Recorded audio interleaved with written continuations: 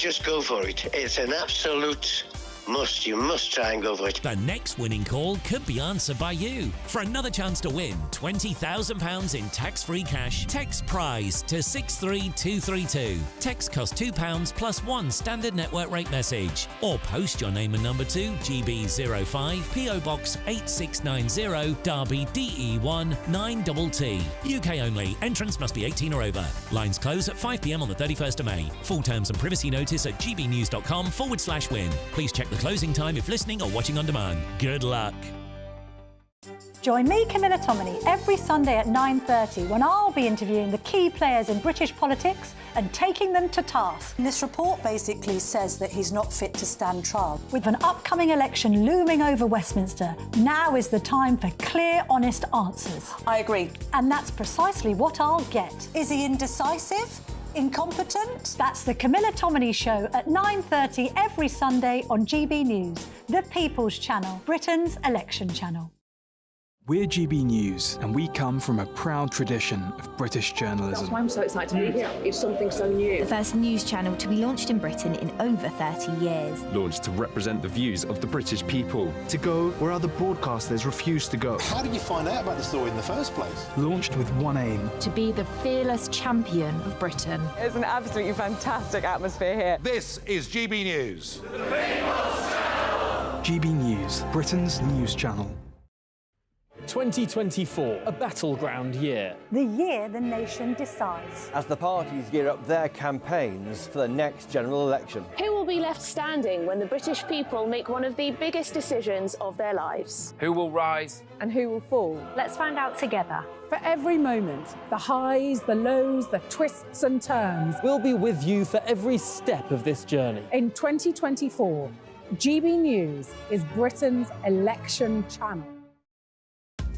Are the newspapers getting you down? My wife didn't divorce me that month. Struggling to separate the wheat from the chaff? I know that it's a bit of a circus at the best of times. Well, don't worry, Headliners has got you covered. We'll take the burden of reading the day's news, and if we get depressed, who cares? It's an occupational hazard, frankly. That's Headliners on GB News from 11 p.m. till midnight, and the following morning, 5 till 6 a.m. on GB News, the comedy channel. Nah, just kidding. Britain's news channel.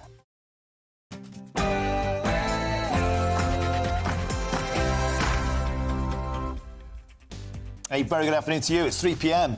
and welcome to the Martin Daubney Show on GB News. And we're broadcasting live from the heart of Westminster and, of course, all across the UK.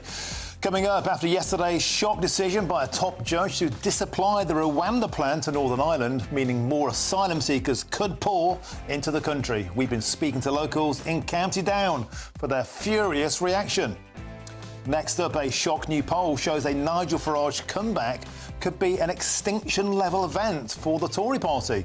And to rev it up further, Nigel himself said this: regardless of what I decide to do next, the Conservatives are toast anyway. We'll have a full update on that. And presently, there are huge protests in the Georgian capital of Tbilisi as tens of thousands of people protest against a controversial new law that's been branded authoritarian and Russian-inspired. Tensions running high, and we'll keep you across that story as it breaks. And also another live story, a huge manhunt is underway in France after two prison guards were dramatically shot dead and a suspected drug boss escaped. He's now France's most wanted man. He's at large. We'll have all the latest in this coming hour.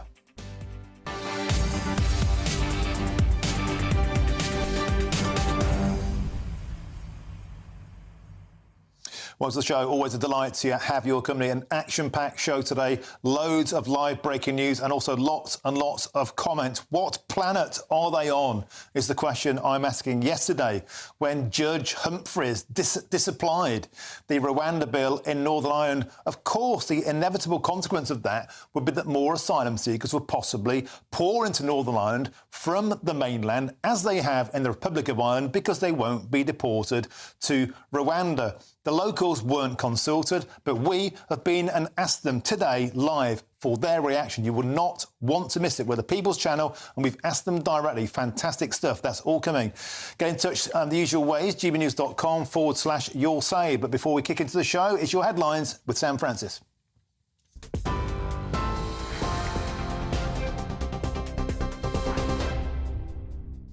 Martin, thank you very much and good afternoon to you. It's just after 3 o'clock, the top story from the newsroom this hour, and we will start with some breaking news coming to us out of Georgia, where there are angry scenes in the capital this afternoon, with riot police moving into the nation's parliament after protesters there broke through the exterior barriers. We can take you live there to Tbilisi. If you're watching on TV, these are the live pictures of crowds gathered outside the Parliament building there. And the protests come after lawmakers passed a foreign agents bill, which requires organisations receiving funding from abroad to register as agents of foreign influence. Opponents, though, are dubbing it the Russian law, comparing it to the tactics used by Vladimir Putin to target his critics in Russia. Georgia's government says it is needed, the bill that is, to promote transparency. It's being seen as a test of whether the country stays on a path towards integration with Europe or possibly pivots back to Russia. Meanwhile, a major manhunt is underway in France after 2 prison guards were shot dead. 3 others were seriously injured during an ambush on a prison convoy.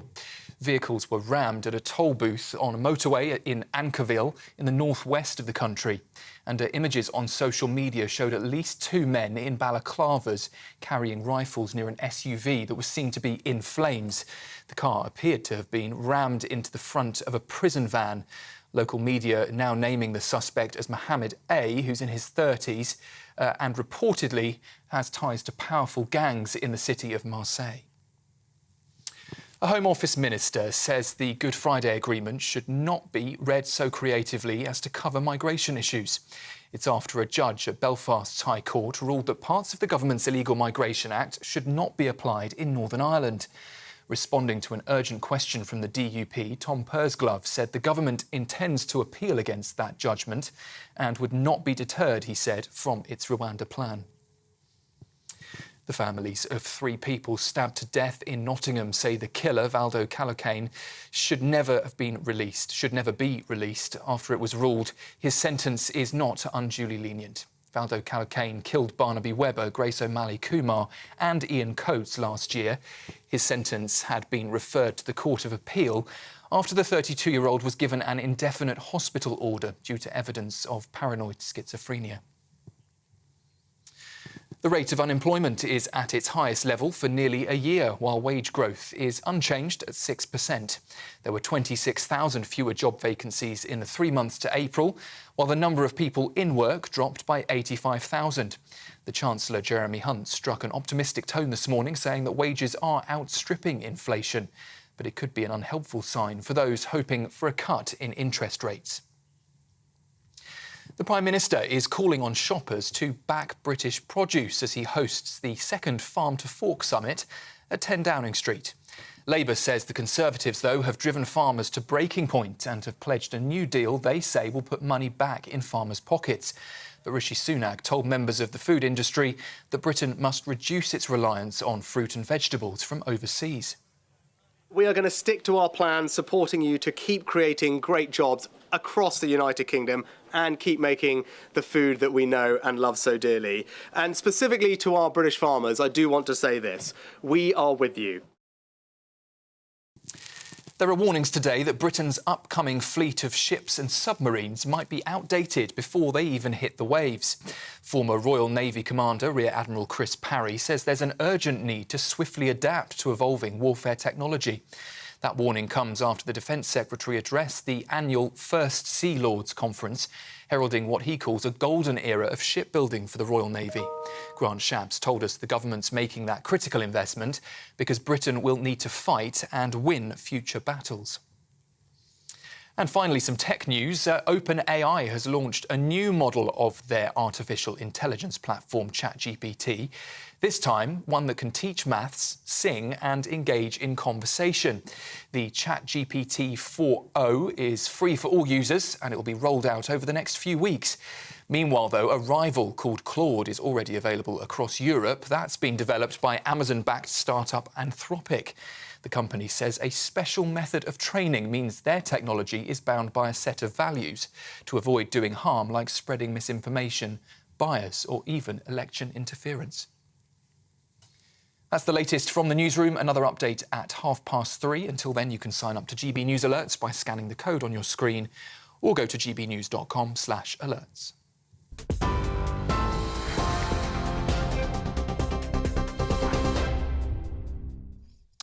Thank you, Sam. Now we start with the latest setback to Rishi Sunak's plan to finally stop the boat. And the government is fighting back after a judge in Northern Ireland yesterday ruled that migrants should not be sent to Rwanda. Well, the UK government will appeal against the ruling from Mr Justice Humphreys. He said yesterday that parts of the UK's Illegal Migration Act undermine human rights protections guaranteed in the region under post-Brexit arrangements. But Defence Secretary Grant Shapps has dismissed those concerns. So we don't accept this ruling. We absolutely are going to appeal it. We will do everything that's required to make sure, as you described it, the Northern Ireland can't be in this position because we believe firmly in being able to control our own borders, and we've been prepared to take action to get to that. I have to say, tooth and nail resistance all the way from Keir Starmer, who has no plan to deal with this at all, whereas we are at least making sure that we're passing this legislation, and we won't let Northern Ireland be an exemption to the rule in the United Kingdom. Well, it's chaos as usual, isn't it, on the Rwanda front? And let's speak now to our Northern Ireland reporter, Dougie Beattie. Dougie, welcome to the show. You're live in County Down. Yesterday, we were astonished when this was announced during the show, and we just said, as sure as night as follows day, surely what will happen to Northern Ireland is what happens to the Republic. Asylum seekers will pour in there because they won't be fearful of being deported. And the big question is, Dougie, what planet are these people on, and how have the locals taken it? Well, two things to that, Martin. Number one is, I have questioned this for quite a while.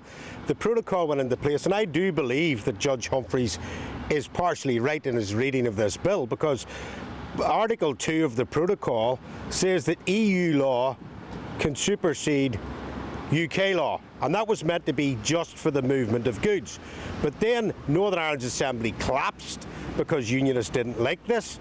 It then went to the Windsor document, the Windsor Agreement between Ursula von der Leyen and Rishi Sunak. He came to Northern Ireland, hailed it as a great deal. Unionists still wouldn't go back in until the framework document was actually put into place. Now, the framework document was not agreed between the EU and Westminster. That was a Westminster deal, and Article 46 of that says that there can be no break or difference between the UK or this part of the UK and the rest of the UK. But of course, if you go back to Article 2 in the protocol, it says that it supersedes UK law. So therefore, he has a case in what he's saying. And either nobody read the small print, or they knew fine rightly it was going to happen. And of course, this has now put the DUP in a very difficult electoral problems, and it has also put Sinn Féin in a lot of problems, because Sinn Féin is the largest party in the Republic of Ireland. When I was talking to people in the Republic late last night, they were saying to me there's no benefits to this, because what they see this as is that their electoral masters in Dublin are not prepared to face down the EU on the immigration problems that are coming there, and they prefer then to try and flood Ireland. As it was put to me, they said Ireland North and South was going to become a dumping ground for the EU's immigration's failed policy. And I spent a bit of time out and about in in and around Northern Ireland today and asked a few people a few questions about what they thought of this. I think we shouldn't be bringing them any more in, because the schools are overrun, the hospitals are overrun, the communities are overrun. There just should not be bringing that many people in when we can't even look after our own. If I was one of them, I would come here. Personally, I think they need to rehouse their own community before they start rehousing other people. Nothing against immigrants, but it's getting beyond a joke when their own people can't get a house. I don't know why I would be against it. Well, there you go, Martin. The unionists in the north speaking exactly the same language as nationalists in the south. There is not enough infrastructure in Ireland. We only have 7.3 million people, both north and south. Towns like this that I'm standing in now in Cumber, County Down, is a beautiful place to live, but it's right out in the sticks. And of course, you then have problems with schooling, with health, and really getting back and forward to work with transport services, etc. And people do not want to see their culture being changed, because if you empty 1 million immigrants into Northern Ireland, there's only 1.8 million of us here already, immediately the culture will change. And of course those immigrants will be entitled to all the UK taxpayers' money, because of course Northern Ireland is part of the UK. Dougie Beattie, excellent report, and you've been talking sense on this for absolutely years. Thank you for continuing to do so. We'll return to you in the next hour. Thank you very much. And now I'm joined by the barrister and the writer, Stephen Barrett. Stephen, it's always a delight to have you on the show. Once again, my friend, I turn to you to try and help us unpick the legal framework here. A lot of people watching the show may naively have believed that when we Brexited, the sovereign British rules would reign supreme, and things like this, where Northern Ireland, a part of the United Kingdom, not a part of the European Union, can suddenly decide, actually, it talks, it responds, it answers to Strasbourg, not Westminster. Please try and help me make sense of this. Yes, so the case has happened not because the judge has any view on the Rwanda policy, but because the judge is implementing the system of laws which Parliament has built. So first of all, Parliament made this mess. And it was very interesting to hear, I think probably a throwaway comment from Suella Braverman, but the suggestion that actually they were misled about the effect of the Windsor Framework. Now, I don't personally have an awful lot of sympathy with them, because at the time of the Windsor Framework, I wrote about exactly what it was, and I was pilloried in public, and people were very rude to me, despite the fact I was obviously correct, and I've now been proven once again to be correct. What the Windsor Framework does is it puts Northern Ireland under EU control, and even the government has admitted that. And what the government has said today is, oh, no, the court's made a mistake because it controls all of Northern Ireland, but it doesn't control asylum and immigration, which I think is technically wrong. The court thinks that's technically wrong. But even if it were true, it's an admission that the EU runs everything else in Northern Ireland. And when a foreign power runs part of your country, you either put a hard border in and siphon off that part of your country, effectively losing it, or the entirety of your country is led by this foreign power. And the EU is currently blocking our foreign policy. Now, it's also fair to say the ECHR, the ruling said that it was against the ECHR, but they were actually a bit more sophisticated in dealing with that problem. I've been looking at the judgment, as you'd expect, in detail, and the judge is really quite critical of what they've done with the Windsor Framework. I mean, they've put the Belfast Good Friday Agreement into law. Now, it was never intended to be law, and it hasn't been law since it was signed. But the Windsor Framework puts it into law, and the judge has got quite a sardonic throwaway line about putting in a document which has got constructive ambiguity. It's not really helpful for law, and it isn't really helpful for law. You know, if I bang on about anything, it's that we need clarity. So they put the Belfast Agreement in, and the judge has, with absolutely no, he won't want us to touch this with the barge pole, but just by applying the rules, he's gone, well, look, it breaches EU law, it breaches human rights law, it breaches the Belfast Agreement. I'm going to use and interestingly, the power he has to disapply statute, which is quite a strong power, not a power that judges normally have, but he has that power through EU law. And so he said, I'll use the EU law powers and I will disapply the statute. And the Rwanda plan is now in absolute mess. I don't see how they restore it without a border. Stephen, so am I correct in layman's terms of assuming then that actually Justice Humphreys isn't the problem here? He's the symptom of a legal framework that was deliberately or specifically or accidentally, but whatever, the cat flap was left open for these particular types of unpickings because the agreement itself that the British government signed had flaws in it. Yeah, you've got to think of a construction of laws like a piece of computer software. And if you write really bad computer software and it breaks and it crashes and it doesn't work, it's not the fault of the computer, it's the fault of the people who wrote the software.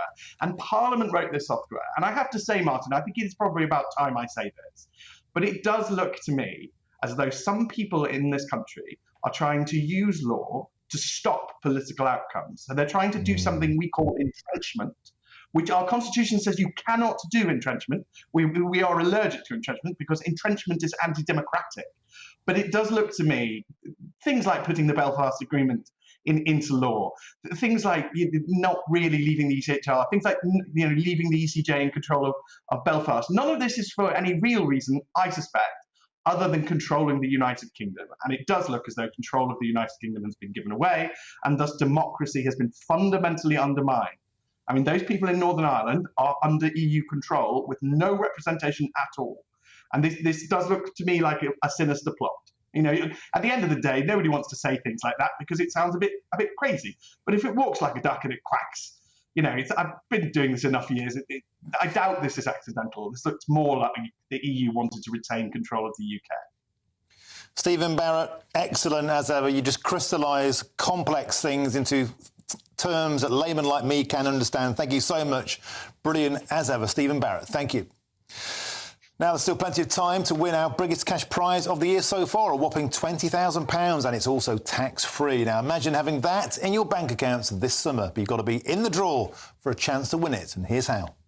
Don't miss your chance to win our biggest cash prize so far. A totally terrific £20,000 in tax-free cash to make your summer spectacular.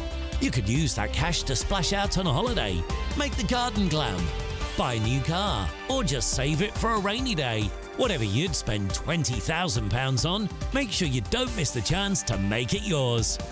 For another chance to win £20,000 in tax-free cash, text WIN to 63232. Text costs £2 plus one standard network rate message. Or post your name and number to GB05, PO Box 8690, Derby DE1 9TT. UK only. Entrance must be 18 or over. Lines close at 5 p.m. on the 31st of May. Full terms and privacy notice at gbnews.com/win. Please check the closing time if listening or watching on demand. Good luck. MPs face being barred from attending Parliament if they are arrested for serious sexual or violent offences. But whatever happened to the idea of being innocent until proven guilty? I'm Martin Daubney on GB News, Britain's News Channel.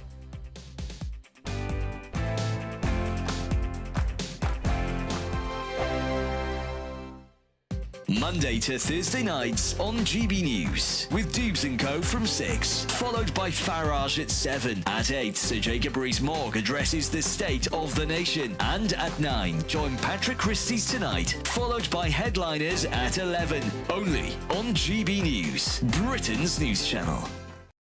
Join me, Neil Oliver, every Sunday night at 6 p.m. on GB News. And if an hour is not nearly enough for you, go to gbnews.com for special extended episodes online every Friday at 9 p.m, where we can truly get into the nitty-gritty of what's going on. GB News, Britain's news channel. GB News Breakfast, every day from 6 a.m. The King was out and about yesterday and he said he's feeling much better as he returned to public duties for the first time since he himself was diagnosed with cancer. Yes, he went on a visit with his wife, the Queen, to a Macmillan Cancer Centre in London, and he held hands with cancer patients whilst he was there. So let's speak to royal commentator Jenny Bond with her thoughts on all of this.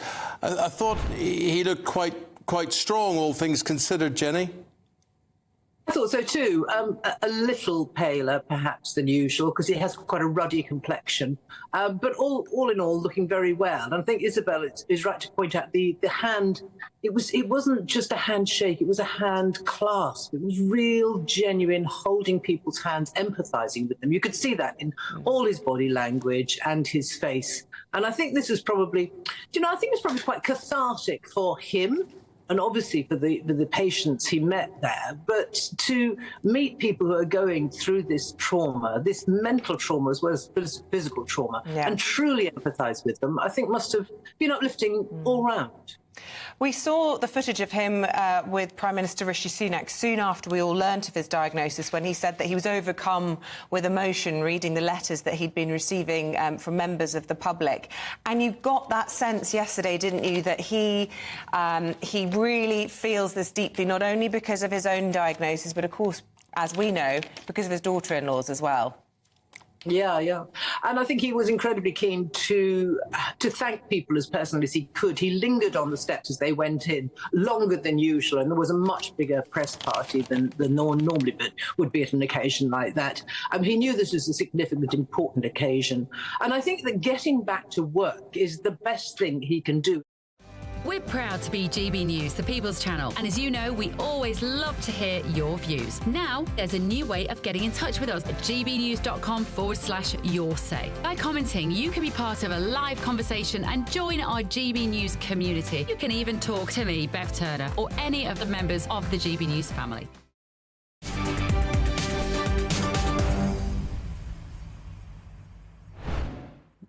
Welcome back, and GB News viewers now can see live pictures from Tbilisi, which is the capital of Georgia. Tens of thousands of people are protesting against a controversial new law that's been branded authoritarian and Russian-inspired. It's about foreign ownership of media. 20% or more has to be declared, can be controlled, and can even be fined. People feel like it is the long arm of the Kremlin, and people are not happy. That's what they're protesting about. If anything happens, we'll cut live back to that as and when. Now to a controversial vote in the House of Commons. An MP's face being barred from attending Parliament if they are arrested for serious sexual or violent offences. Well, I'm joined in our studio by our political correspondent, Catherine Forster. Catherine, this is a serious story. What's the detail? Yes, so last night there was a very, very close vote and it passed by one vote, and the upshot of it is that an MP or somebody else who works in Parliament, if they are accused of a serious sexual or violent offence, if they are arrested, they could then be barred from attending the parliamentary estate. They'd still be able to go about their business representing their constituents, etc., but they wouldn't be allowed potentially in the Palace of Westminster. Now, the government had wanted to make it a higher bar where only if you were actually charged would this kick in. But an amendment put forward by Wendy Chamberlain of the Lib Dems was supported by Labour, was supported by a few Conservative MPs, including Theresa May, and it was carried by one vote. Now, Natalie Elphicke, remember her, hardcore Conservative MP up until last week, whose husband, of course, was convicted of very serious sexual offences, voted for this amendment. So her vote as a Labour MP tipped the balance. So there's various different ways of looking at this. Some people are very unhappy because they think, what about innocent until proven guilty? Yes. But plenty of MPs are delighted because they feel there's a power imbalance in Westminster. Often very influential, very important people can get away with all sorts of bad behaviour because they hold the power.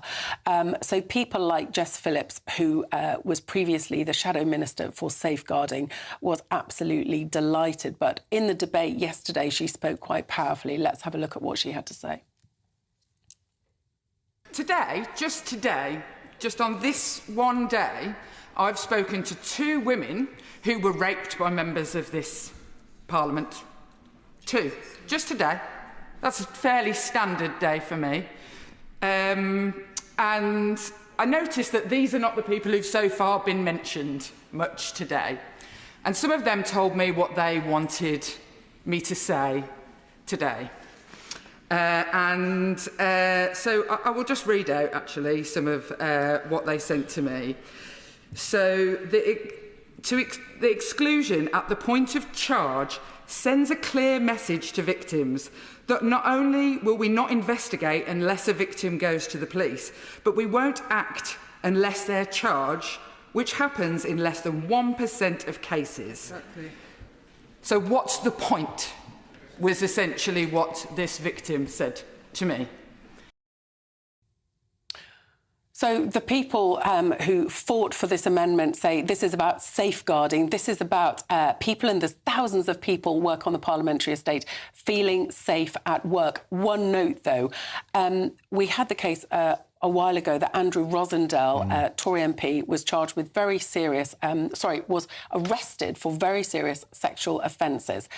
He stayed off the parliamentary estate for a year or more, but ultimately he wasn't charged. So there is the potential, of course, for mistakes to be made. Yeah, Catherine Forster, thank you for that update on a vital issue. Now to a poll that suggests the Tories could be almost wiped out if Nigel Farage returns to frontline politics. The GB News presenter has said he'll make a decision about his future in the next few weeks. Well, the poll found that if Farage made a dramatic comeback, then Conservatives' share of the vote would drop from 25% to just 21%, a drop of 4. And the study was conducted by JL Partners Polls, and their co-founder, Tom Lubbock, joins me now. Tom, welcome to the show. A lot of people are getting very excited. Will he, won't he? In, out, shake it all about.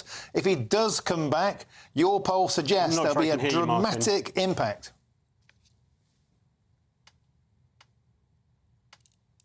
Is he there? I'm not getting your audio, Martin. OK, you can't hear me. The poll basically says this, that the Labour Party would lose 4%. It would go down from 45% to 41%. The Tories would go from 25% down to 21%. That means both parties would lose 4%, indicating that it's not just potentially Conservative voters who would defect to reform in the event of a Farage return. We can't get to Mr Lubbock. Catherine Forster is still with me. This is precisely Rishi Sunak's worst nightmare, isn't it? A Farage return clearly would have a profound impact. It might not still be enough to get them any or even many seats at all, but it would be a hammer blow towards making sure the Conservatives got a battering.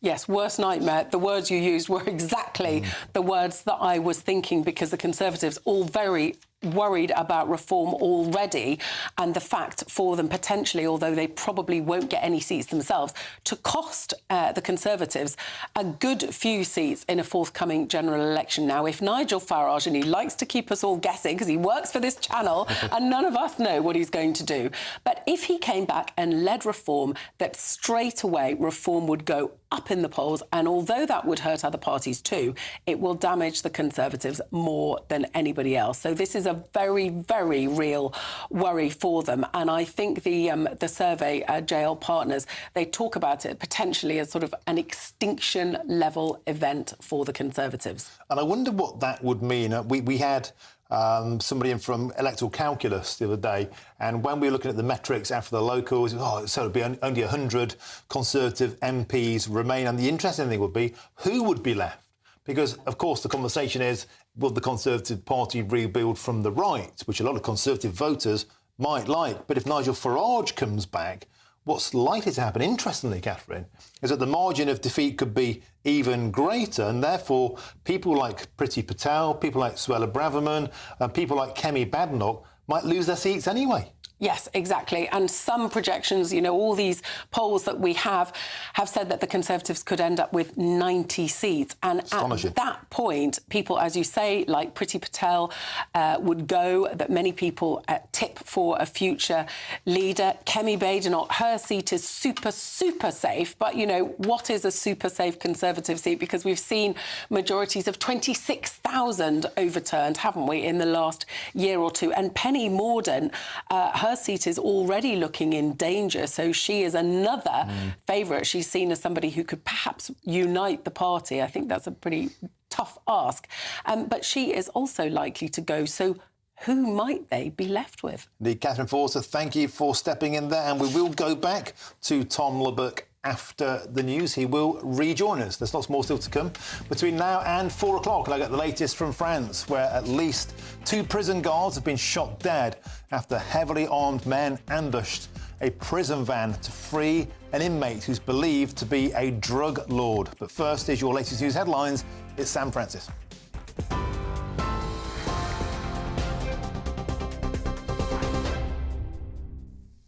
Martin, thank you very much. Good afternoon from the newsroom. It's just after 3:30, and we will start with the story leading the news this afternoon. Angry scenes continuing in Georgia, with riot police now moving into the nation's parliament after protesters there broke through the exterior barriers. If you're watching on television, you can see here pictures of those protesters as they clashed with police earlier this afternoon. And that came after lawmakers passed a foreign agents bill requiring organisations that receive funding from abroad to register as agents of foreign influence. And we can now take you live to Tbilisi, the capital of Georgia, where crowds are still gathered outside the Parliament building. Opponents dubbing the bill that has now come into force as the Russian law, comparing it to a tactic used by Vladimir Putin, who targets his critics. Georgia's government says it's needed, though, to promote transparency. It's being seen as a test of whether the country stays on a path towards integration with Europe or possibly pivots back towards Russia.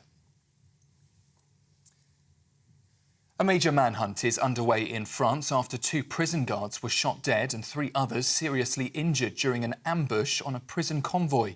Vehicles were rammed at toll booths on a motorway at Anqueville in the northwest of the country. Images on social media showed at least 2 men in balaclavas carrying rifles near an SUV that was seen to be in flames. The car appeared to have been rammed into the front of a police prison van. Local media is naming the suspect as Mohamed A, who's 30 and reportedly has ties to powerful gangs in the city of Marseille. Meanwhile, a Home Office minister says the Good Friday Agreement should not be read so creatively as to cover migration issues. It's after a judge at Belfast's High Court ruled that parts of the government's Illegal Migration Act should not be applied in Northern Ireland. Responding to an urgent question from the DUP, Tom Pursglove said the government does intend to appeal against the court's judgment and would not be deterred from its Rwanda plan. And the families of 3 people stabbed to death in Nottingham say the killer, Valdo Calocane, should never be released after it was ruled his sentence is not unduly lenient. Valdo Calocane killed Barnaby Webber, Grace O'Malley Kumar and Ian Coates last year. The 32-year-old, who suffers from paranoid schizophrenia, was given an indefinite hospital order. That's the latest from the newsroom for now. Another update in the next half hour. Until then, you can sign up to GB News Alerts. Just scan the QR code on your screen or go to gbnews.com/alerts.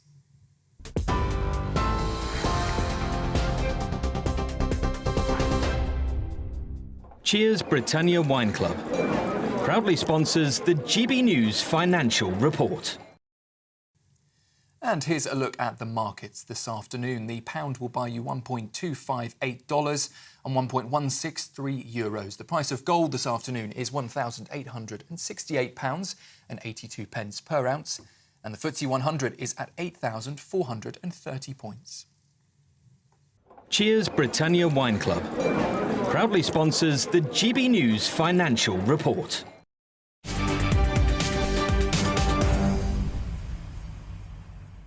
Thank you, Sam. Now let's get more on the story I was talking about a couple of minutes ago, and a poll suggests that the Tories could be almost wiped out if Nigel Farage returns to frontline politics.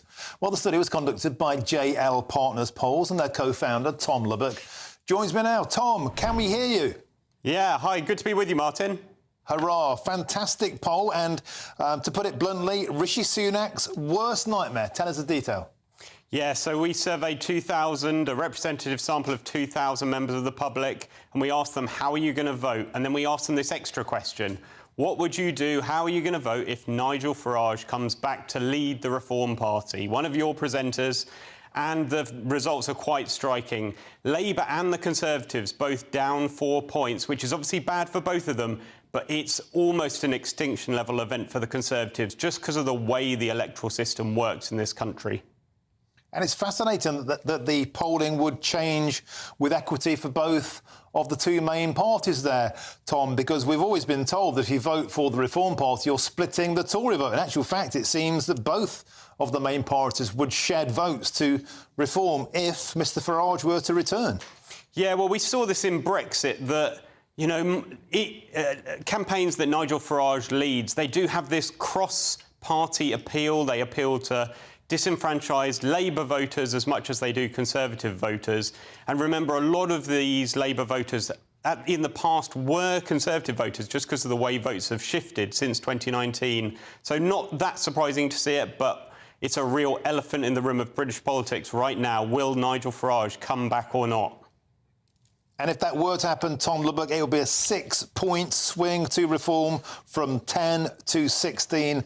And no doubt a lot of the Tory big beasts will be kissing goodbye to their seats. Thanks for sticking with us. Tom Lubbock, co-founder of JL Partners Polls, and sharing that. Fascinating stuff. Thank you very much. Thanks. Now, we've got lots more still to come, and later this hour I'll talk about the weight loss drug that's been hailed as the biggest medical breakthrough this century. But first, there's a brand new way to get in touch with us here at GB News.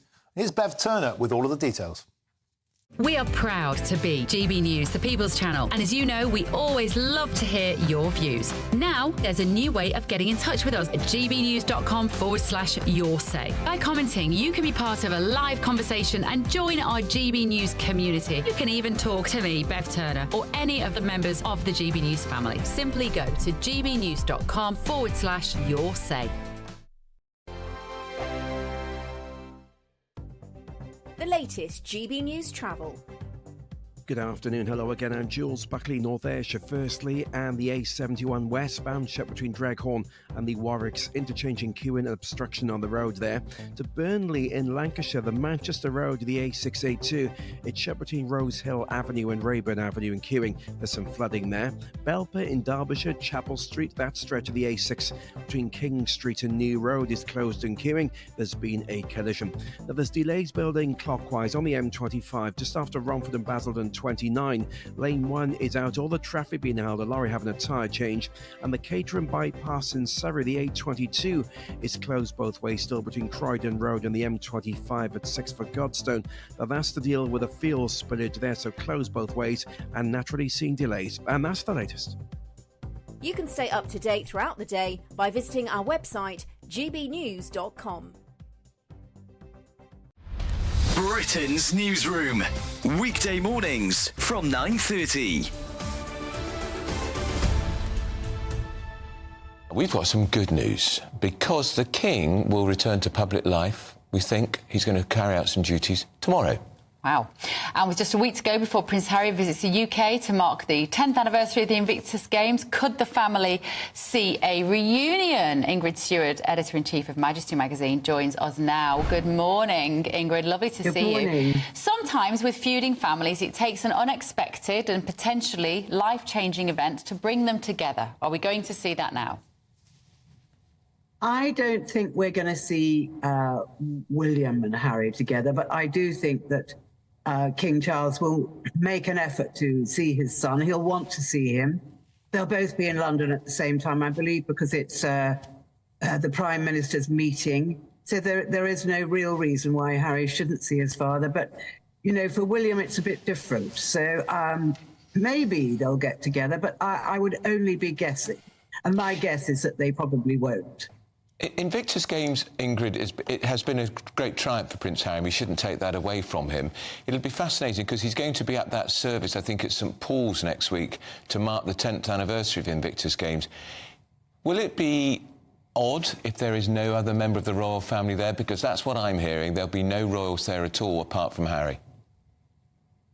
I also heard the same thing. I gather that the actor Damon Lewis is actually reading the poem Invictus. And I think that Harry will probably want to, to take the main stage himself. This is his baby, as if it were, and it's something he's worked at very hard, and perhaps one could say one of his few successes. So I think he will want to claim the high ground.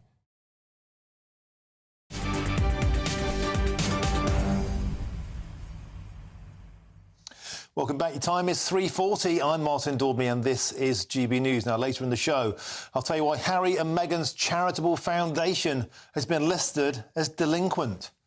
But first, let's bring you some incredible scenes from Georgia now. And protesters have broken through barriers outside the Parliament's building, but riot police have now begun to disperse that sizable crowd, and the protests have erupted after Georgia's parliament has passed a controversial foreign agents bill, which many say threatens the civil liberties of people living in the country. Well, we can now bring you live pictures from the Georgian capital of Tbilisi, you just saw there, and we can also bring you in our reporter, Charlie Peters, for more on this breaking story. Charlie, dramatic scenes from the Georgian capital. What's causing this? Well, as you said, Martin, it is that so-called foreign agents law. Now, some detail on what that law that's passed 84 to 30 in the Georgian parliament in its third and final reading, it would give companies that have 20% of their foreign funding must register as being under the influence of a foreign power. So that would have huge ramifications for NGOs and activist groups in the Caucasus country. And campaigners there are calling it a Russian law because a similar bit of legislation was passed by Vladimir Putin in 2012. In Belarus, Alexander Lukashenko, the leader there, has also passed similar legislation. Belarus, of course, being a key partner and ally of Russia. Now, the president of Georgia says that she will vote against this legislation, which will give a 2-week delay to it being passed. But Parliament is likely to vote again on that matter and pass it for the 4th time. Now, there were scuffles in Parliament earlier today when that voting took place. And in reaction to it, the US, UK, Germany, Italy and France have all urged the bill to be withdrawn. Just in the last few moments, the UK's Europe Minister Nusrat Ghani said that the situation in Georgia was concerning, and in conversation with the Georgian ambassador, she urged restraint and said that the bill must be withdrawn. Now, Georgia is an aspiring NATO country. It's also since December been an aspiring EU member state, and the Georgian Dream Party, the party that's in power in Tbilisi, have said that they are also looking to achieve that goal, which is extremely popular in Georgia. Vast majority of the people there, some 89%, being in favour of joining Brussels in the most recent polling. But this would have huge ramifications for that potential joining.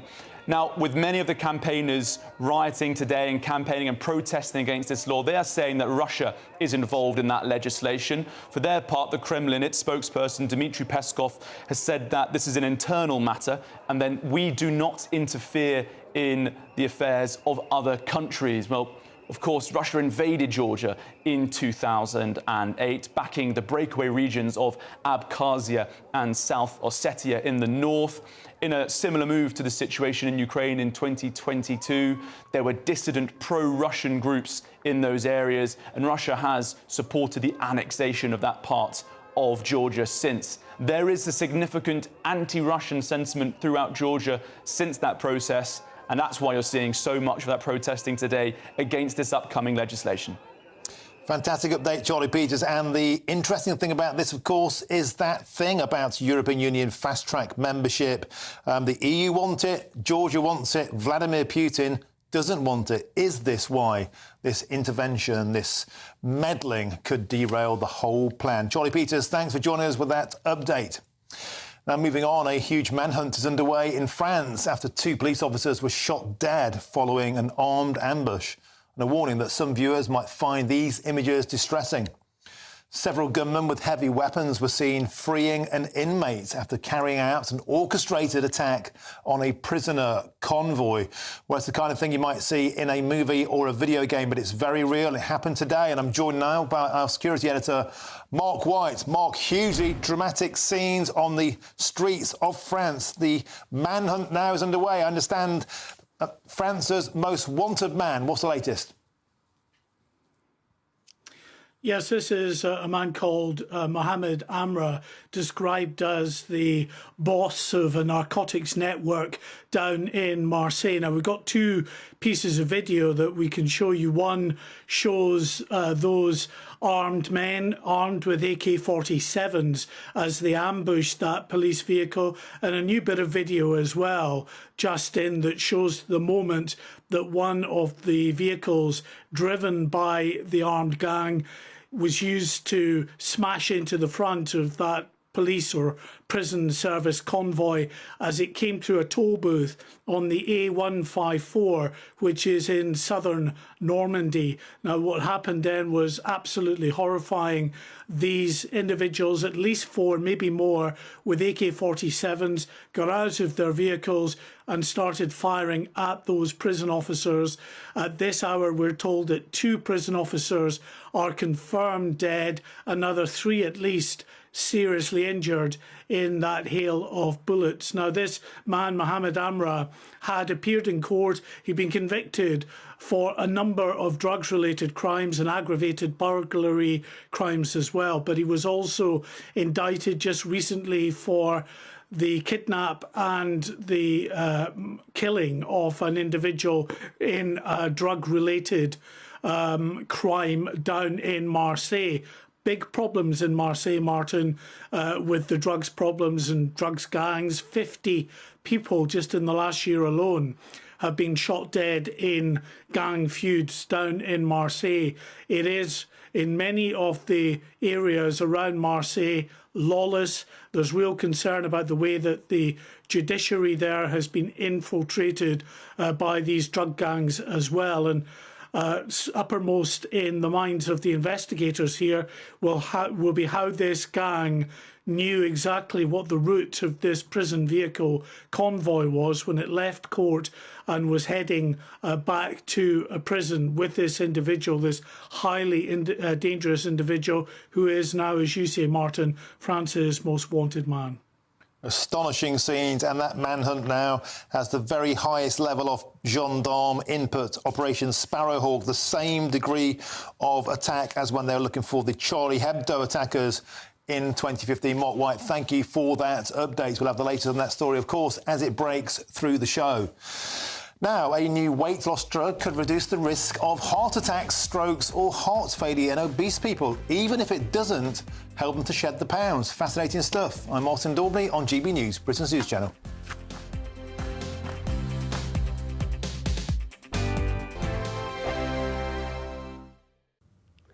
Hello. It's a very different day today across some eastern and northern parts of the country.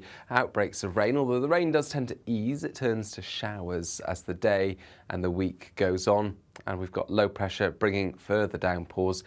It's Tuesday, Wednesday and Thursday, but that low anchor towards the southwest is also bringing quite a keen breeze into southwestern areas. The showers fading away as we go into the evening and overnight. The rain in the east tending to fragment with some drier spells developing, but a lot of cloud around, and with that cloud, temperatures in most places will stay at 11 to 13 Celsius, but with some lengthier clear spells and lighter winds for Northern Ireland, temperatures will dip into these single figures here. So a fresh start for Northern Ireland, for Western Scotland, but bright skies here, plenty of sunshine.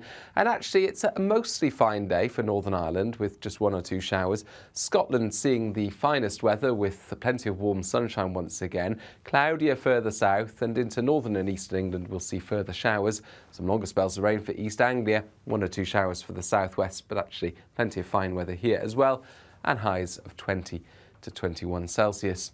Thursday starts off with a fair amount of sunshine, actually. Southern parts of the UK keep that sunshine going into the afternoon, but there will be some showers developing in places. Away from the showers, feeling pleasant enough with lighter winds, and we keep the sunny spells and showers later in the week. We're GB News, and we come from a proud tradition of British journalism. That's why I'm so excited to be here. It's something so new. The first news channel to be launched in Britain in over 30 years. Launched to represent the views of the British people. To go where other broadcasters refuse to go. How did you find out about the story in the first place? Launched with one aim. To be the fearless champion of Britain. It's an absolutely fantastic atmosphere here. This is GB News. The People's Channel. GB News, Britain's news channel. Are the newspapers getting you down? My wife didn't divorce me that month. Struggling to separate the wheat from the chaff? I know that it's a bit of a circus at the best of times. Well, don't worry. Headliners has got you covered. We'll take the burden of reading the day's news, and if we get depressed, who cares? It's an occupational hazard, frankly. That's Headliners on GB News from 11 p.m. till midnight, and the following morning, 5 till 6 a.m. on GB News, the comedy channel. Nah, just kidding. Britain's news channel. I'm Patrick Christie's. Every weeknight from 9, I bring you 2 hours of unmissable, explosive debate and headline-grabbing interviews. What impact has that had? We got death threats and the bomb threat and so on. Our job is to do what's in the best interest of our country. You made my argument for me. My guests and I tackle the issues that really matter, with a sharp take on every story. I'm hearing it up and down the country. That was a beginning, not an end. Patrick Christie's tonight from 9 p.m. only on GB News, Britain's news channel.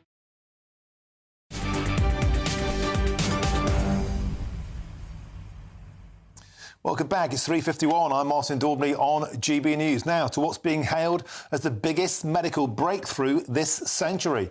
A study's found that a new weight loss drug could reduce the risk of heart attacks, strokes or heart failure in obese people, even if it doesn't help them shed the pounds. Fascinating stuff. And joining me now to discuss this is NHS practice nurse Naomi Berry. Naomi, welcome to the show. Thanks for joining us. So people will know about these fat jabs. They'll have read about them, semaglutide and all the rest of it. But they were initially brought out as a diabetes drug, but now it seems they have another beneficiary side effect. Tell us more. So we know with this semaglutide, like you say, it's been out there for a while now for diabetic patients. What we didn't link it to was the weight loss, and we are seeing a significant reduction in weight. And when diabetic patients are taking it, they're reducing the weight, but actually becoming improved in the diabetes as well. And some people are going into remission of diabetes too. So there's some really good articles out there that show it does work. Now, Naomi, a lot of people say it's cheating, taking a tablet or taking a jab isn't the way. We should eat healthily, we should exercise. We all know that. However, this is a huge breakthrough. We saw something similar with statins, didn't we, for cholesterol, and now they are massively and widely prescribed. Do you think this will go the same way? Do you think in the end the benefits, the cost saving to the NHS, to the tax burden will be so great that this drug could become very mainstream? Yeah, I think you're right there. I think eventually this drug will become where it's first use. The problem is we're using it all over the world, which is reducing the amount of people that can get hold of it. But we are reducing the risk of the need for secondary care for obese patients. It has its uses, and when it's used correctly, it works really well. We just have to remember that if you're going to go on it, you need to be seeking health advice first prior to going on it. Because you can get these drugs on the internet quite easily with a quick consultation. But of course, we shouldn't be going down that route, should we, Naomi? People should be coming to see people like yourself and getting a full consultation. Yeah, they need the thorough consultation. At the moment, within West Yorkshire, Tier 3 and Tier 4 weight management programmes are the one that can prescribe it. Within primary care, we can refer, and we do refer depending on guidelines and meet, but definitely speak to a GP, a practice nurse, a GP before going and buying these privately. Superb. Thanks for joining us. Fascinating stuff. And Naomi Berry, I also read earlier that it can be used to moderate the cravings of people addicted to alcohol as well. Another side benefit that we perhaps didn't know about at the start. Fascinating stuff. Thank you very much for joining us. NHS practice nurse Naomi Berry. Fantastic stuff. Now, the government will appeal a judge's ruling that migrants in Northern Ireland cannot be deported to Rwanda. Our man on the ground, Doogie Beattie, has been speaking to locals in County Down today, and they're not at all happy. They feel that once again, out-of-touch judges are making decisions that will affect their lifestyles, that will see asylum seekers pouring into Northern Ireland, as we've seen in the Republic of Ireland, without any consultation with the People's Channel. We gave them a voice. I'm Martin Daubney on GB News, Britain's news channel. It's your weather. It's Aidan McGibbon.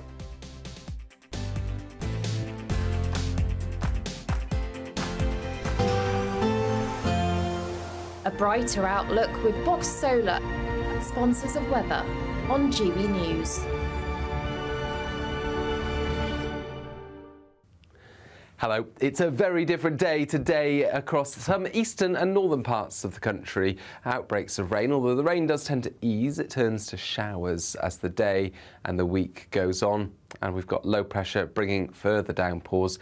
It's Tuesday, Wednesday and Thursday, but that low anchor towards the southwest is also bringing quite a keen breeze into southwestern areas. The showers fading away as we go into the evening and overnight. The rain in the east tending to fragment with some drier spells developing, but a lot of cloud around, and with that cloud, temperatures in most places will stay at 11 to 13 Celsius, but with some lengthier clear spells and lighter winds for Northern Ireland, temperatures will dip into these single figures here. So a fresh start for Northern Ireland, for Western Scotland, but bright skies here, plenty of sunshine, and actually it's a mostly fine day for Northern Ireland with just 1 or 2 showers. Scotland seeing the finest weather with plenty of warm sunshine once again. Cloudier further south, and into northern and eastern England we'll see further showers. Some longer spells of rain for East Anglia, 1 or 2 showers for the southwest, but actually plenty of fine weather here as well, and highs of 20 to 21 Celsius. Thursday starts off with a fair amount of sunshine, actually. Southern parts of the UK keep that sunshine going into the afternoon, but there will be some showers developing in places. Away from the showers, feeling pleasant enough with lighter winds, and we keep the sunny spells and showers late. That warm feeling inside from Boxed Boilers, sponsors of weather on GB News.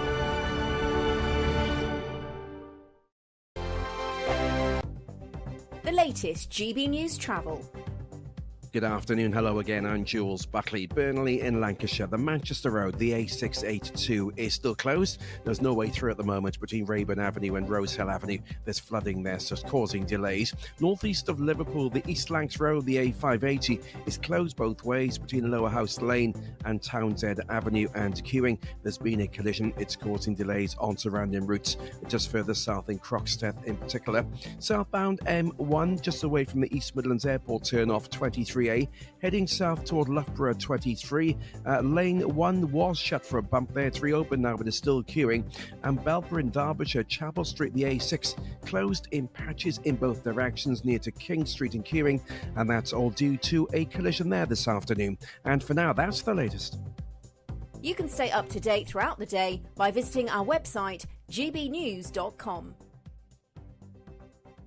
Don't miss your chance to win our biggest cash prize so far. A totally terrific £20,000 in tax-free cash to make your summer spectacular. You could use that cash to splash out on a holiday, make the garden glam, buy a new car, or just save it for a rainy day. Whatever you'd spend £20,000 on, make sure you don't miss the chance to make it yours. For another chance to win £20,000 in tax-free cash, text prize to 63232. Text costs £2 plus 1 standard network rate message. Or post your name and number to GB05 PO Box 8690 Derby DE1 9TT. UK only. Entrance must be 18 or over. Lines close at 5 p.m. on the 31st of May. Full terms and privacy notice at gbnews.com/win. Please check the closing time if listening or watching on demand. Good luck. In the GB Newsroom, we bring you the news as it happens. With our team of dedicated journalists across the UK, GB News brings you accurate reporting of the day's topical agenda. When the news breaks, wherever and whenever it's happening, we'll be there. This is GB News, the People's Channel, Britain's news channel. Monday to Thursday nights on GB News with Dubes & Co from 6, followed by Farage at 7. At 8, Sir Jacob Rees-Mogg addresses the state of the nation. And at 9, join Patrick Christie's Tonight, followed by Headliners at 11. Only on GB News, Britain's news channel. Join me, Neil Oliver, every Sunday night at 6 p.m. on GB News. And if an hour is not nearly enough for you, go to gbnews.com for special extended episodes online every Friday at 9 p.m, where we can truly get into the nitty-gritty of what's going on. GB News, Britain's news channel.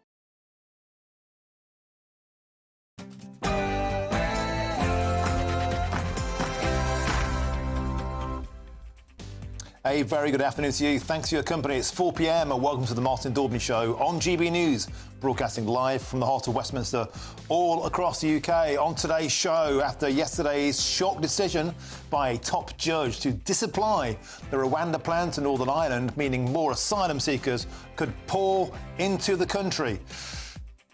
Coming up, a judge has ruled that Nottingham killer Vado Calakane's sentence was not unduly lenient, but the mother of one of the deceased slammed the decision as utterly flawed and has vowed to continue to fight for justice.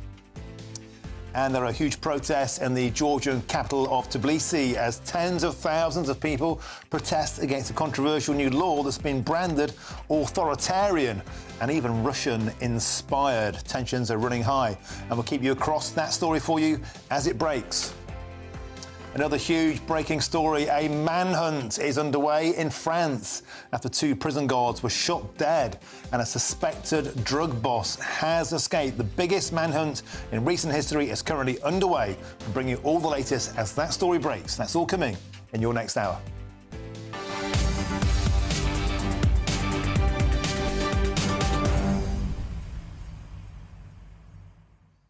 What planet are they on? It's a question I often ask on the show, and yesterday made me ask that same question again. In Northern Ireland, they decided to opt out of the Rwanda plan. How could that possibly be a thing? I thought Northern Ireland was part of the United Kingdom. I thought they answered to Westminster and not to Strasbourg. Well, Justice Humphreys thought differently. But those actions have consequences, and we've been out on the streets of County Down today talking to the locals, real people, with the People's Channel about what they make about these out-of-touch elites and the decisions that affect them at street level. We'll be there soon. Let us know what you think on this topic, this cherry-picking. Are we still actually under control of Brussels and Strasbourg, despite the fact we allegedly Brexited? Get in touch, gbnews.com/your say. But before all of that, it's your headlines. Sam Francis.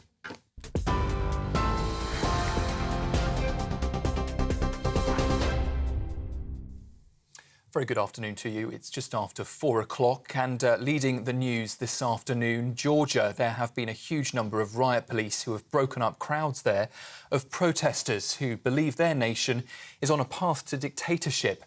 You can see here, if you're watching on television, the moments after demonstrators broke through the barriers outside the Parliament building, where a controversial law has been passed. The Foreign Agents Bill puts limits on media and non-governmental organisations which receive at least a fifth of their funding from abroad. Well, these are the live scenes in Tbilisi, where crowds are still gathered outside after those recent clashes with police officers.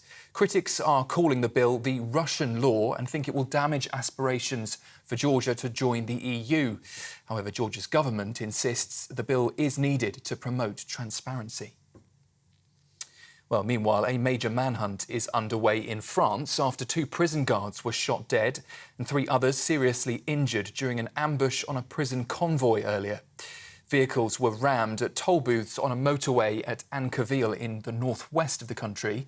Images on social media also showing at least 2 men in balaclavas carrying rifles near an SUV that was seen in flames. The car appeared to have been rammed into the front of a police van. Local media has named the suspect as Mohammed A, who's 30 and reportedly has ties to powerful gangs in the city of Marseille. In the US, House Speaker Mike Johnson stood silently beside Donald Trump outside court this afternoon as the so-called hush money trial continues there. He's the most senior member of the Republican Party to appear with Mr. Trump during the case. The former president is accused of trying to cover up a payment to former adult film star Stormy Daniels to boost his 2016 election campaign. Speaking to crowds outside the court earlier, Mr. Trump criticised the case, the prosecutors and the judge. The gag order has to come off. So when you ask me a question about the people that we're talking about, I'm not allowed to answer. There's never been anything like this in the history of our country. It's a scam. It's election interference at a level that's never taken place before. Turning to news here in the UK now, and a Home Office minister has said that the Good Friday Agreement should not be read so creatively as to cover migration issues.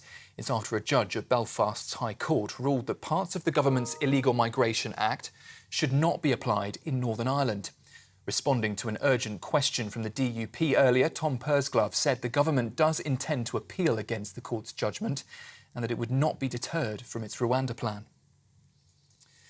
The families of 3 people stabbed to death in Nottingham are demanding the killer is never released. That's after the Court of Appeal ruled today that his sentence won't be changed.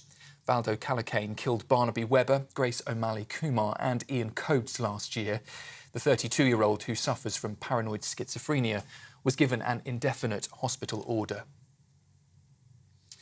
The Bank of England says that there's some way to go to get inflation down after the latest wage growth figures. Data from the Office for National Statistics shows that wages in the first 3 months of the year are unchanged at 6%, outstripping the cost of living increases. Meanwhile, the rate of unemployment is at its highest level for nearly a year. There were 26,000 fewer job vacancies in the 3 months to April, while the number of people in work dropped by 85,000. The Prime Minister is calling on shoppers to back British produce as he hosted the second Farm to Fork Summit at 10 Downing Street this afternoon. Labour says the Conservatives, though, have driven farmers to breaking point, and they've pledged a new deal that they say will put money back in farmers' pockets. But Rishi Sunak told members of the food industry that Britain must reduce its reliance on fruit and vegetables from overseas. We are going to stick to our plan, supporting you to keep creating great jobs across the United Kingdom and keep making the food that we know and love so dearly. And specifically to our British farmers, I do want to say this: we are with you. And finally, OpenAI has launched a new model of their artificial intelligence platform, ChatGPT. You may have heard of it. This time, though, it's one that can teach maths, it can sing and engage in conversation. The GPT-4o is free for all users and it's expected to be rolled out over the next few weeks. Meanwhile, though, a rival called Claude is already available across Europe. That one has been developed by Amazon-backed startup Anthropic. The company says its special method of training means their technology is bound by a set of values to avoid doing harm, like spreading misinformation, bias or possible election interference. That's the latest from the newsroom for now. Another update at 4:30. Until then, you can sign up to GB News Alerts by scanning the QR code on your screen or go to gbnews.com/alerts.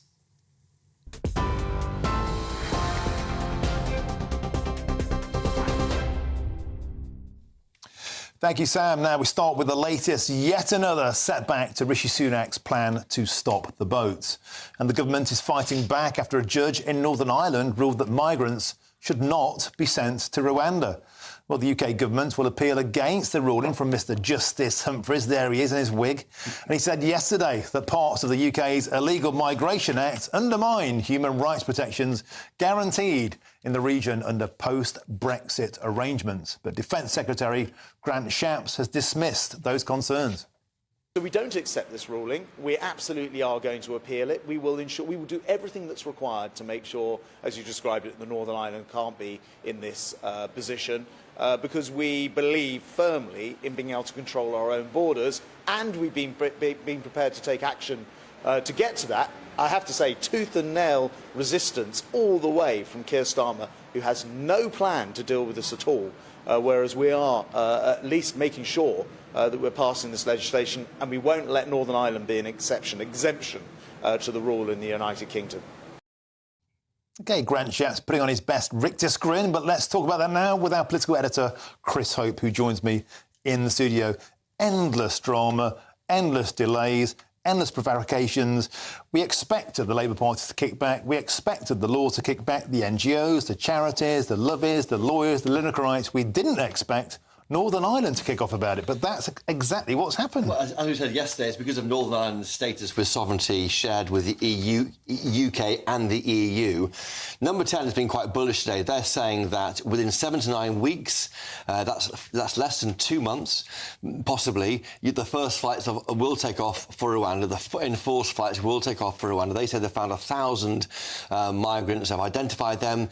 They can go on the flights there in mainland Britain. They're saying saying this ruling is about the Illegal Migration Act, bits of which haven't yet been applied because of the Supreme Court ruling last year. The Safety of Rwanda Act is meant to deal with that. So this is a bit of a kind of technical issue, nothing more than that. Number 10 is making clear today. You heard that from Grant Shapps. They will appeal this decision by that judge. So I think they are on the front foot here, and it may just work that you do get 1,000 or so taken off before the election, and then what will Sir Keir Starmer do? They will axe this plan, and they're hoping that's a dividing line into the election. I admire your optimism. You've also got a pint of beer still to a bet with the Prime Minister on this. But we spoke with Stephen Barrett earlier, a barrister, who just looked at the minutiae, the technical detail of this arrangement, and he concluded this. It's not Justice Humphreys who's the problem. He's merely unpicking loopholes, flaws, deficiencies in the Windsor Agreement, in what's already out. The framework of legislation has allowed this backdoor attack, this unscrewing of the cat flap to the European Court of Human Rights. And actually, it's because we didn't Brexit properly that we're getting back into this mess again. We go back into whether the Windsor Framework was right, or this Northern Ireland Protocol bill, the Boris Johnson idea, which would disapply areas of the ECHR. Well, we are where we are, and I do think this is going to a big battle with the Strasbourg Court, with the Supreme Court, probably when we have a first battle going through the courts in England and Wales. That is the next step in this situation. And actually, Chris, if Rishi Sunak said, do you know what, let's have it. Let's have a battle with Strasbourg, that might land well with the electorate. He said he wants it, Martin. Yeah, and I think the voters might like to see it. But, Chris, you've got some exciting news. You've just been over there. Well, talking to people close to Rishi Sunak over in Parliament, they are saying there could be another defection tomorrow. Wow. We saw one last week with Natalie Elphicke. I think net, that worked OK for Keir Starmer. On the left, they're unhappy with Natalie Elphicke about her past views on small boats, her backing for Boris Johnson and the like. But I think voters just see another person leaving the Tory party, joining Labour. There's a suggestion they could be spinning it because they're trying to call out Labour for not doing it tomorrow, but there's a suggestion amongst people close to the PM there could be a defection tomorrow again towards Labour. Just to be clear, so that defection is from the blue corner to the red corner. That's right. It's another Tory loss to Sir Keir Starmer. That's right. We come after Dan Poulter, that emerged in the Observer newspaper a few weeks ago. Last Wednesday, we saw Natalie Elphicke literally cross the floor. That deal was struck 11:30 a.m. before it happened. Number 10's, people around Rishi Sunak are saying they think there could be another one tomorrow. Now, they could be trying to say it to me so I can say it on air to GB News viewers, because they want to, if it doesn't happen, then, they've shot Keir Starmer's bolt early, maybe. But they are saying it to us, so we're saying it to you. It's interesting, within Westminster, within the bubble, there's all the minutiae of the Elphicke defection, what it means, her baggage and all the rest of it. But I think you're right. I think voters just see this as something more binary. And that is this. If somebody who I've joked is so far to the right wing, she could fall off the White Cliffs of Dover, if she can defect to the Labour Party, then why can't I as a voter? It gives a permission to vote Labour at the next election, an indication. I mean, it is true that Dan Poulter and Natalie Elphicke, neither of them had a big support base, maybe a support base of one, each themselves. They don't act on behalf of a bigger group of people. They are loners in the party. They've been ignored in preferment. There was a chance that that would happen. But I do think that, stepping back, it just looks like people leaving a listing ship. I do think, though, it's not all over for Rishi Sunak. Yesterday was being very clear. That speech we heard yesterday from the PM, advisors tell me, was him saying, I am now out of the woods. The danger point was last week post-local elections. I am now the guy who's going to fight the next election. Get behind me, and here's my offer to you as a Tory leader and Prime Minister. So yesterday was about talking to his own MPs as much as viewers of GB News. But that might take a bit of a kicking if there is another defection. Chris Hope, always on the front line, always got your finger on the pulse. Thank you very much for joining us. Now, let's get back now to that Rwanda, Northern Ireland story, because I'm joined by the immigration lawyer, Harjap Singh Bangal. Welcome to the show, Harjap. Always a pleasure to have your company. How many times have we had this conversation? Yet again, more bedlam, more confusion, more loopholes, more trickery, more tap dancing, and this time, Northern Ireland. I don't think even you would have expected Northern Ireland to have been leading a revolt, would you? No, I mean, it's quite a surprise, really. But however, what they're saying is technically right. It's saying, well, hold on. The Supreme Court of the UK said the Rwanda wasn't safe and you legislated around that. And now this is a threat to the Windsor framework and the threat to the Northern Ireland Protocol, which has kept the peace for X amount of years. So this is a whole new hot potato to handle. But this government have made it very clear, look, it's very technical, as Christopher said earlier, that they're going to get around it, they're going to appeal it, but it might just result in asylum seekers leaving the UK and going into Northern Ireland and then crossing the border into Ireland. We already know Ireland is troubled by this. They've said last week that 80% of asylum seekers coming into Ireland are from Northern Ireland itself, and they're patrolling the border as such. They're questioning the UK, how the UK is allowing these people to leave and to get to Northern Ireland, just like the UK questions France. And when Ireland actually said, well, we're going to send these people back to the UK's response in let's say layman's terms was, well, you can't, Governor, they're not ours. You know, you've got to send them back to France. So now there is going to be some political to and froing. But however, I don't think that's going to prevent flights flying off from the UK to Rwanda. And I don't think it's going to cause much of a delay. It is specific to Northern Ireland only. Yeah, but that's the specific point, isn't it, Harjap, is that all of us thought that the Northern Ireland was a part of the United Kingdom. We certainly fought tooth and nail for that during Brexit. And yet precisely these kind of incidents, these fracture points, show us that perhaps Northern Ireland is still under the orbit of the European Union, well, specifically the European Court of Human Rights, because the Windsor framework, right from the beginning, many people point out, had these fractures, had these weak points, had these flaws. Isn't that precisely where this latest loophole is coming in? And the big question is, Harjap, who calls the shots, Strasbourg or Westminster? Well, in answer to those questions, this is poor drafting. And this is what happens when you famously don't listen to the experts. We've had too much of the experts. Well, the good ones were giving the good advice, saying, this is going to cause us trouble down the line. You need to beware. But we were told we had an oven-ready deal, which was supposed to deal with all of this. Now, this is a big, big problem. And the experts have now turned around and say, well, we told you so, that this was going to be a problem. And the government are now like looking at each other saying, God, you know, wish we would have listened. Now it's a bit of a pickle to get out of. But Northern Ireland is right in what it's saying technically. The UK now have legislated around it, but it cannot risk this Northern Ireland Agreement. It cannot risk the Windsor framework. It will appeal it, but it won't prevent them sending a flight back, because for Rishi Sunak, this is his flagship thing. He has chosen this hill to live on or die on. He has said, I am going to put people on a flight to Rwanda. He's promised your viewers and the viewers of GB News and his voters that he's going to get this done.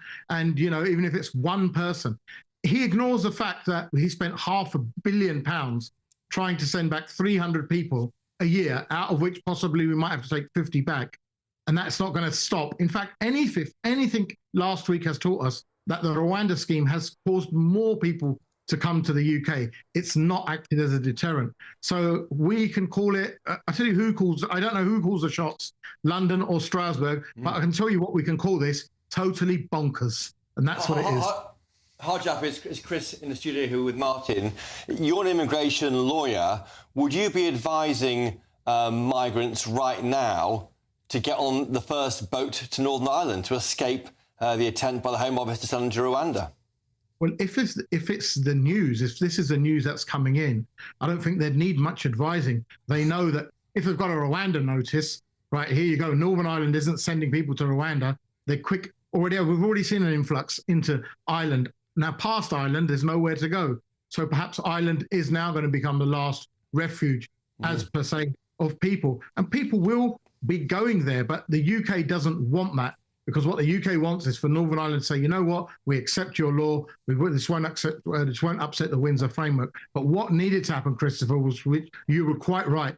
We needed to identify this in 2016 and needed to legislate around it. The experts should have been listened to. And this government hates listening to experts, as we know, and afterwards loves blaming everyone else, whether it's lawyers, teachers, nurses, doctors, railway workers, people on disability benefits, even journalists, Christopher. This government blames everyone else, accepts itself. It won't take credibility. It won't put its hands up and say, sorry, we got it wrong. And they totally got it wrong on this one. Hey, Hojab Singh Bengal, you've had your Weetabix. Always a delight to have you on the show. Thank you very much. Now, Chris, he's got a point. He's got a point. And many people, myself included, did point out that the Brexit agreement had these fractures. Many Brexiteers said, you know, this is going to play straight into the hands of Strasbourg. It's going to play straight into the hands of people like Hojab, of the immigration lawyers who are just experts at picking holes, picking loopholes. That's why we're in this mess. It goes back to sovereignty. Who's in charge of Northern Ireland? Is it the EU or the UK? And because that was fudged, there wasn't allowed to be a hard border. Dublin was very clear about that. We agreed to that on the island of Ireland. You've now got this contested space about who's in charge, sovereignty-wise. The EU is seen to be so by these lawyers, by the judge there. Politically, I'm now watching at the Irish sea border. Yes. If they bring in any suggestion of checks of people leaving Britain for Northern Ireland, there will be hell to pay. Absolute and utter hell to pay in amongst the Tory right, the DUP. There'll be issues with the peace process, I think, the long-lasting peace process, thank goodness, in Northern Ireland. If they start bringing in checks to stop people going across to the island of Ireland, as the lawyer there was saying he would be advising his clients, there will be a complete problem for the government. And yet, an astonishing poll last week, Chris, said that 50% of people living in the Republic would like greater border checks to make sure not so many asylum seekers make it into country. Chris, we have to move on. We'll have you back in the next hour. Fantastic stuff. Now, time for the Great British Giveaway and your chance to enjoy a spectacular summer with an extra £20,000 in cash, tax-free in your bank account. It's our biggest cash prize of the year so far, and here's how you could make it yours. You really could be our next big winner with an incredible £20,000 in tax-free cash to play with this summer. What would you spend that on? Well, whilst you're thinking about it, listen to some of our previous winners getting that winning phone call from us. I'm Charles. I'm on £18,000 cash. It was just amazing, and as soon as it goes into your bank account, it just changed. It's a life-changing thing. Just go for it. It's an absolute must. You must try and go for it. The next winning call could be answered by you. For another chance to win £20,000 in tax-free cash, text WIN to 63232. Text costs £2 plus one standard network rate message. Or post your name and number to GB05 PO Box 8690 Derby DE1 9TT. UK only. Entrance must be 18 or over. Lines close at 5 p.m. on the 31st of May. Full terms and privacy notice at gbnews.com/win. Please check the closing time if listening or watching on demand. Good luck. And coming up, we'll be live outside the Royal Courts of Justice to learn why the killer of 3 people in Nottingham has had his sentence upheld. I'm Martin Daubney on GB News, Britain's news channel.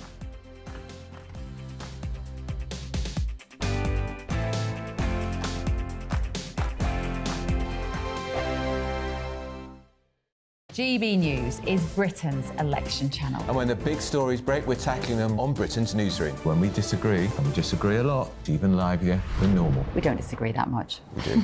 His comedy, though, is revolting. I knew her, unlike you. That explains Beverly Turner's temperament. It's a bit frothy in here, isn't it? He'll have one of me one day. For dartball practice. Britain's Newsroom on GB News. Weekdays, 9:30 a.m. GB News, the People's Channel, Britain's news channel. Dubes & Co. Weekdays from 6 p.m. Organisations, plural, because there's loads of people doing this. The organisations are charging schools to be part of this odd league table about who's trying to outdo who when it comes to who is more trans-inclusive with the kids than the next person. There's something that makes me uneasy about this. Supposing a child comes home and says, you think, oh, I've done well today. He said, well, how have you done? He said, well, I was #1 painter, or I was #1 reader. No, I wasn't. I was made LGBT champion. This is a 4- and 5-year-old. Look, I can understand this, actually, as we develop into the secondary school. I can understand more debates taking place. I cannot understand why we have to thrust it at young children. And I think if you ask the parents, they'd be hostile to it. And what about the role the teacher has to play in all this? Society has been one way, the pendulum is swinging the other way, and they're pushing it very far in order to kind of proliferate change. Mm-hmm. And this is probably the toughest period in that evolutionary process. process, because the LGBTQ plus community is saying that you've got to really rage against the machine to get people to listen. Because put it like this now, even this conversation, the whole country's listening, the whole world is listening. These are the kinds of eyeballs and ears they haven't had before. And there's going to be friction. There's going to be a locking of heads in the process to getting to a point where you establish a new equilibrium where they feel more incorporated. Like I've said, the greatest force of allies that the LGBTQ plus community has always had is heterosexual women. What you're moving towards now is doing things that is beginning to turn them from allies into people who feel that, oh, for you to thrive, I'm being deprived, and that's a problem. When they realize you're alienating allies, they will understand you've got to recalibrate to have that kind of understanding between both parties. GB News is the home of free speech. We were created to champion it, and we deliver it day in, day out. Free speech allows us all to explore and debate openly the issues most important to us, our families, and of course, the British people. Having challenging conversations to enlighten each other. Which is why we hear all sides of the argument. We are the People's Channel. We will always stand by the freedom to express yourself. On TV, radio and online. This is GB News, Britain's news channel.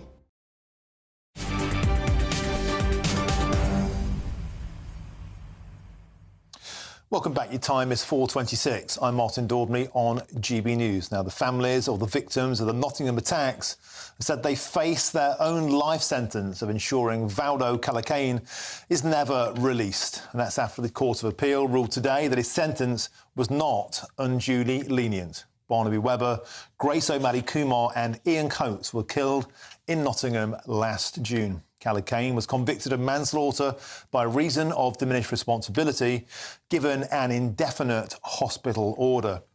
And Baroness Carr said today that there was no error made when the original sentence was delivered. And let's cross now to our reporter Ray Addison, who's outside the Royal Court of Justice. Ray, a case that horrified and moved the nation. The family would have been hoping for something quite different today, but they didn't get it. What's the latest? Yeah, the family is deeply saddened by that ruling that was announced this morning by Lady Chief Justice Baroness Carr, Lord Justice Edis and Mr Justice Garnham. Of course, it followed a bid by the Attorney General Victoria Prentice for Calacane to be given what was called a hybrid life sentence. Now, first, under that requested sentence, he would have been treated for his paranoid schizophrenia, and then he would have served the remainder of his sentence in prison. Of course, lawyers for the Attorney General arguing on Wednesday that Calacane's crimes warranted a sentence that included an element of punishment, and that appears to be the key element that many people involved in this case feel is lacking, the punishment of Calacane. Just to recap briefly what occurred, of course, in January, the 32-year-old was handed an indefinite hospital order for the manslaughter by reason of diminished responsibility of students Barnaby Webber and Grace O'Malley Kumar. Now, they were both 19. They were walking home from a night out in Nottingham. Also, 65-year-old school caretaker Ian Coates, he was on his way to work when he encountered Calacane in the early hours of June 13th last year. Now, Calacane then stole Ian Coates's van and he attempted to murder three pedestrians by driving the van into them. Now, speaking earlier on in the court, Baroness Carr explained the reason behind the ruling.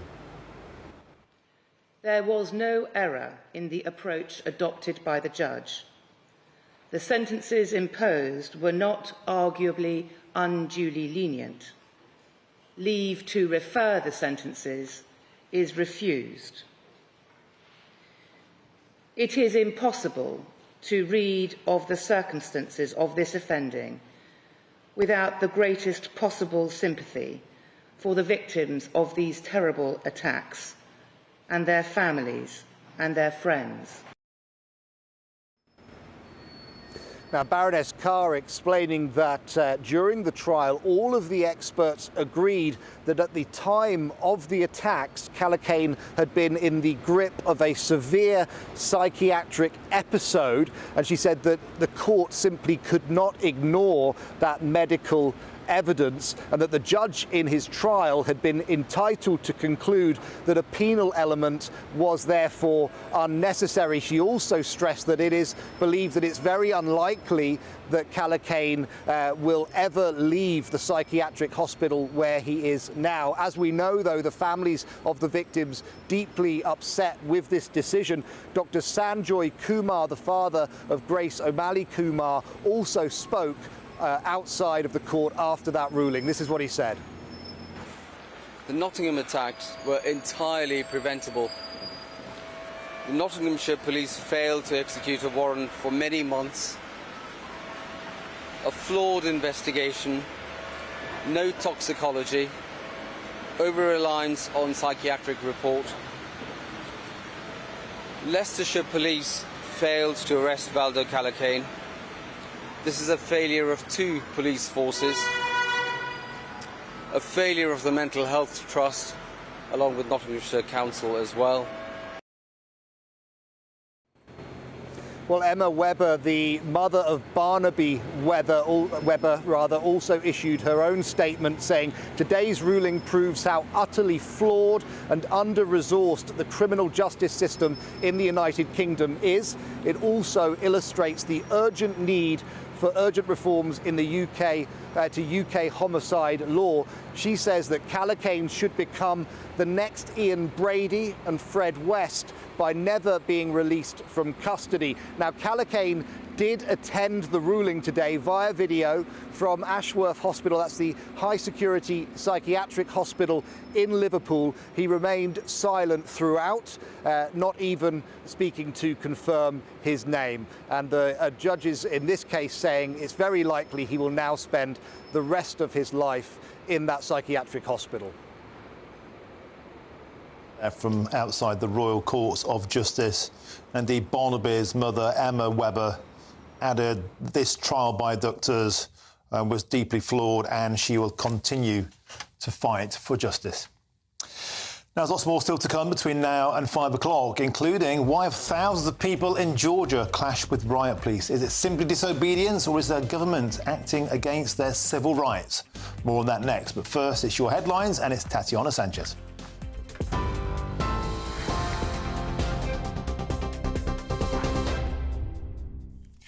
Martin, thank you and good afternoon. The top stories from the GB Newsroom. Angry scenes are continuing in Georgia this afternoon, with riot police moving into the nation's parliament after protesters broke through exterior barriers. If you're watching us on television, you can see these live pictures of protesters clashing with police. It's after lawmakers passed a foreign agents bill which requires organisations receiving funding from abroad to register as agents of foreign influence. We can take you live to Tbilisi now, where crowds are still gathered outside the Parliament building.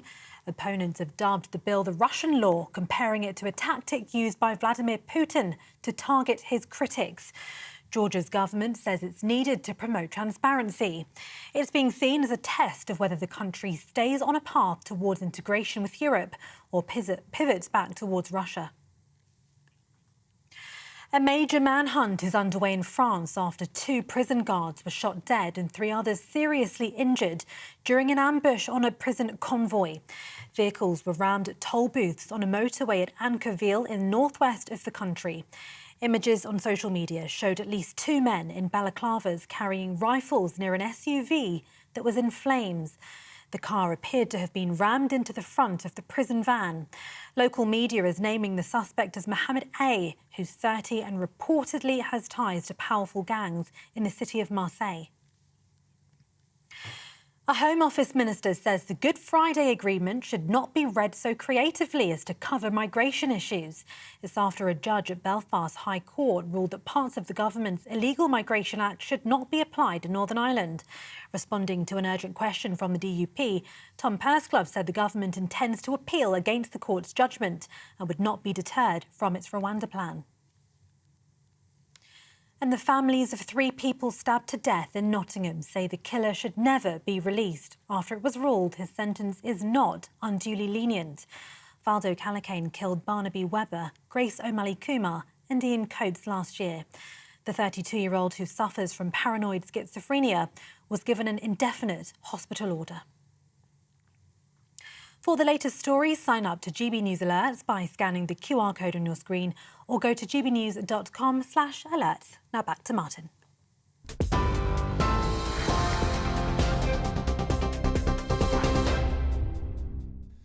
Thank you, Tatiana. Now, later this hour, I discuss the claim from the boss of one of Britain's biggest store chains that police are not interested in tackling shoplifting. But first, there's a brand new way to get in touch with us here at GB News. And here's Bev Turner with all the details.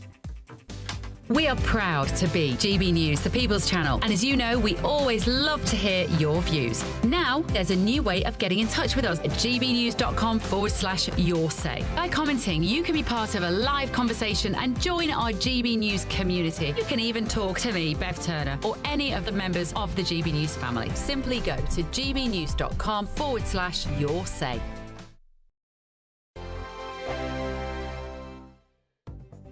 The latest GB News travel. Good afternoon, I'm Jules Buckley. Northbound M6 is struggling. Lane 1 is combed off from Gailey. Junction 12 heading north to Stafford South. At Junction 13, emergency repairs are underway. Also on the northbound side of the M6, after the M1, the Catthorpe interchange. That's Junction 19. Slow for an earlier breakdown. All the lanes are back open, but it's heavy going still.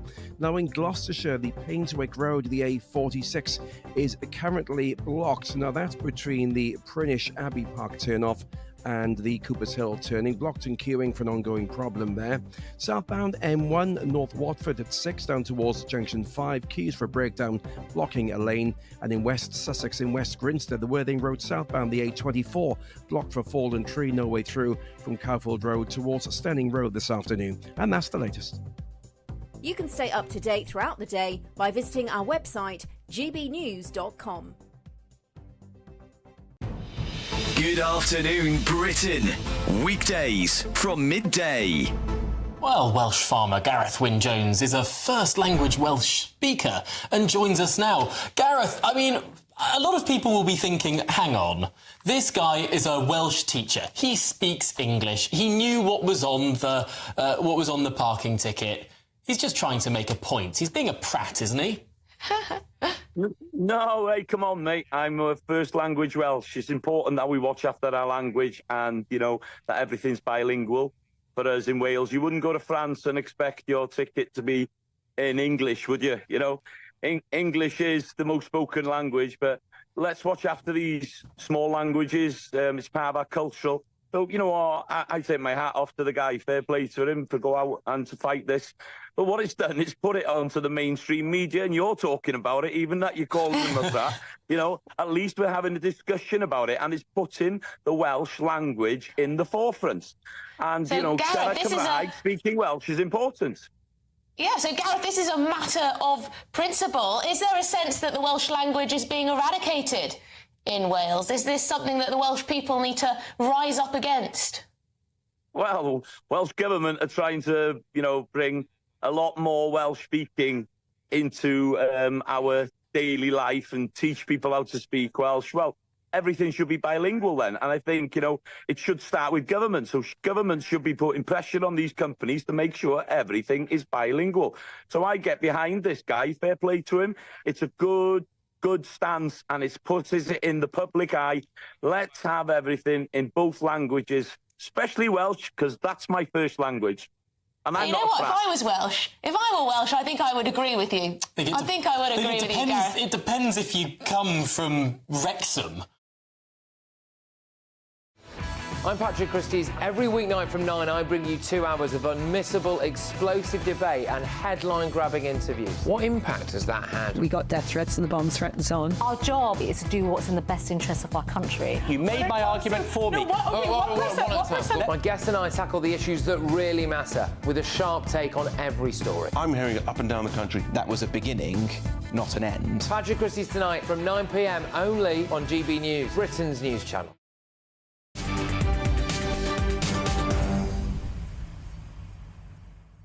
Welcome back. Your time is 4:39. I'm Martin Daubney on GB News. Now, a huge manhunt is underway in France after 2 police officers were shot dead following an armed ambush earlier today, and a warning that some viewers might find these images distressing.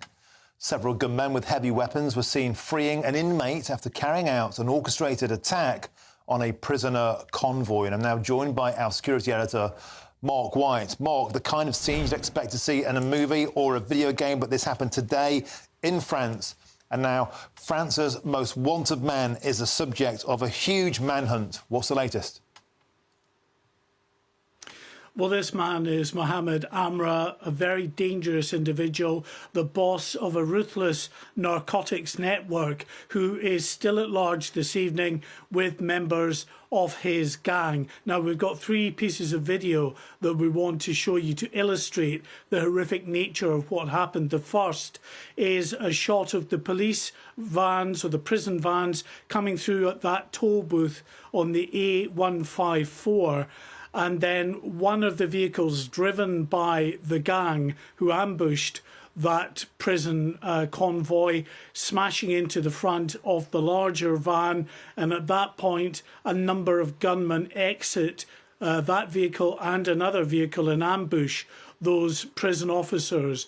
And that particular incident can be seen from another video that was taken by a member of the public on a bus that shows quite clearly 2 of the gang carrying AK-47 assault rifles as they went about shooting at those prison officers without mercy, killing 2 prison officers and critically injuring 3 others. The third bit of video we want to show you was taken, we think, from that same bus, but that's showing the very understandably nervous, panic-stricken members of the public, passengers on that bus, on their hands and knees, crawling to safety from the gunfire outside of this bus as those gunmen continue to free this individual, Mohamed Amra, and take him to safety. One of the getaway vehicles was found burnt out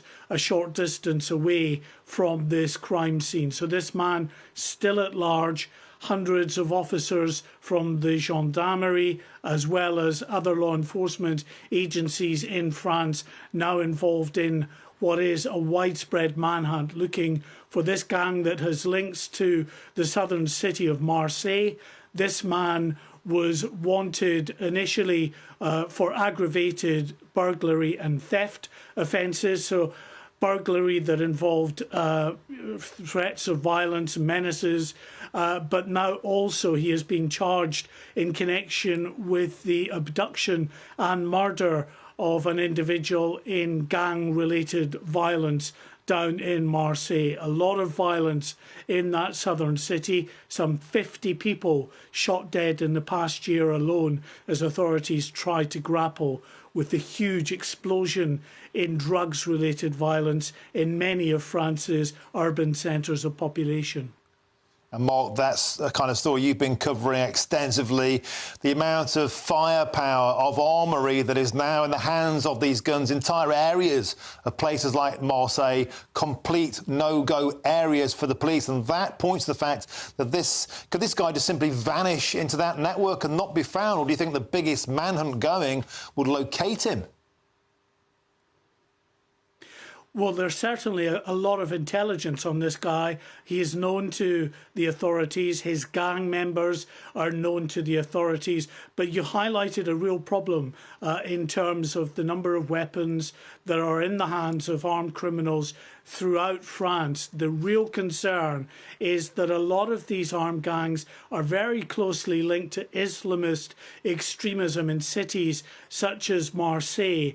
And there is crossover between these gangs, the kind of gangs that then turn to religious violence that target police officers and others on a regular basis in France. They are grappling with a huge issue here that has manifested itself now in Normandy, normally pretty peaceful up in northwestern France, but in that area of southern Normandy, 2 prison officers killed, 3 others critically injured. Thank you, Mark White, for bringing us up to speed. And as that manhunt progresses, of course, we'll keep you abreast throughout the rest of the show. Mark White, thank you very much. Now, moving on, let's bring you some incredible scenes from Georgia now. Protesters broke through barriers outside the Parliament building, but riot police have begun attempts to disperse the crowd. As you can see on your screen now, the protests erupted after Georgia's Parliament has passed the controversial Foreign Agents Bill, which many say threatens the civil liberties of the people living in the country. As you see, we have live pictures from the Georgian capital there of Tbilisi, and we can now also bring in our reporter, Charlie Peters, for more on this breaking story. Charlie, welcome to the show. So this ostensibly is about a clampdown in media liberty, a clampdown on free speech, and many people, Charlie, are saying the long arm of the Kremlin may be to blame.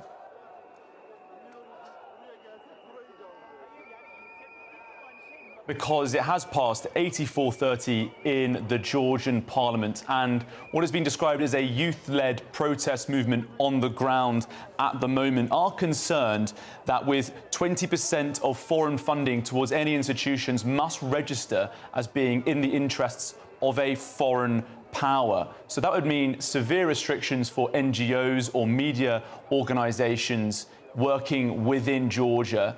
So this has been reacted very severely by the protesters on the ground. These protests have been going on for several days now, and the events we saw today saw some clashes with riot police outside the parliament. In the last half hour or so, those riot police have withdrawn away, designed to protect MPs who were voting inside to pass this bill for the third time.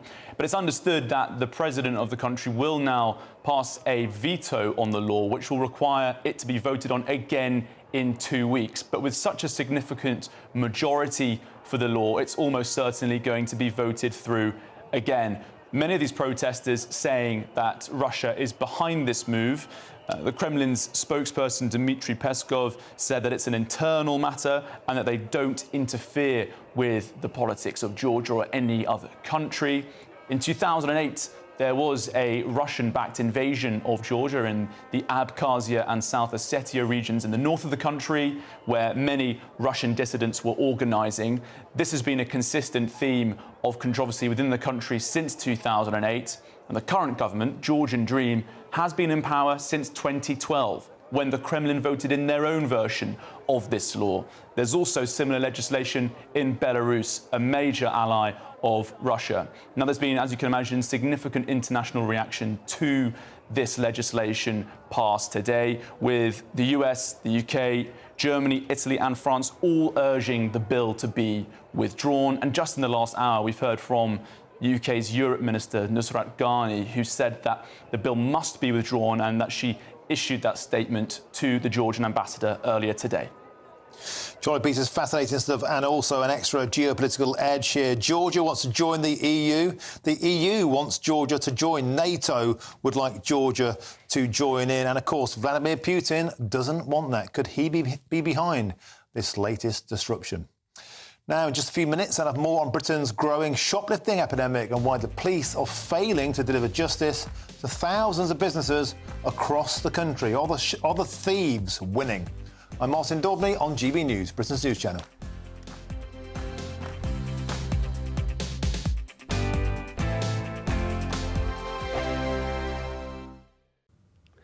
Hello. It's a very different day today across some eastern and northern parts of the country. Outbreaks of rain, although the rain does tend to ease, it turns to showers as the day and the week goes on.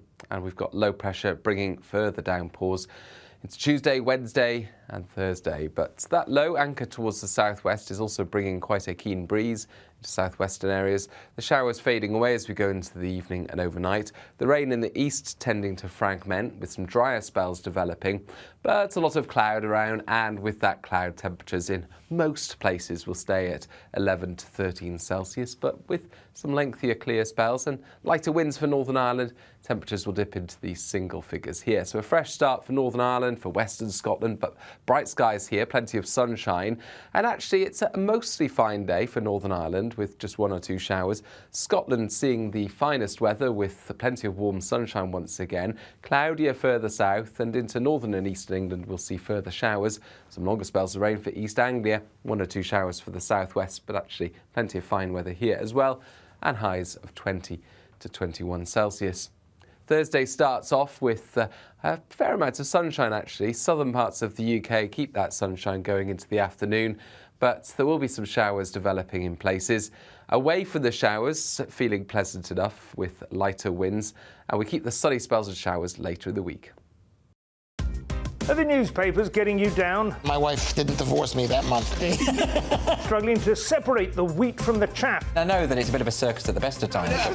Well, don't worry, Headliners has got you covered. We'll take the burden of reading the day's news, and if we get depressed, who cares? It's an occupational hazard, frankly. That's Headliners on GB News from 11 p.m. till midnight, and the following morning, 5 till 6 a.m. on GB News, the comedy channel. Nah, just kidding. Britain's news channel. I'm Christopher Hope. And I'm Gloria Di Piero, bringing you PMQ's live here on GB News. Whenever Parliament is in session on a Wednesday at midday, we'll bring you live coverage of Prime Minister's questions. We'll be asking our viewers and listeners to submit the questions that they would like to put to the Prime Minister, and we'll put that to our panel of top politicians in our Westminster studio. That's PMQ's live here on GB News, Britain's election channel. I'm Patrick Christie's. Every weeknight from 9, I bring you 2 hours of unmissable, explosive debate and headline-grabbing interviews. What impact has that had? We got death threats and the bomb threats on. Our job is to do what's in the best interest of our country. You made my argument for me. My guests and I tackle the issues that really matter, with a sharp take on every story. I'm hearing it up and down the country. That was a beginning, not an end. Patrick Christie's tonight from 9 p.m. only on GB News, Britain's news channel. 2024, a battleground year. The year the nation decides. As the parties gear up their campaigns for the next general election. Who will be left standing when the British people make one of the biggest decisions of their lives? Who will rise? And who will fall? Let's find out together. For every moment, the highs, the lows, the twists and turns. We'll be with you for every step of this journey. In 2024, GB News is Britain's election channel.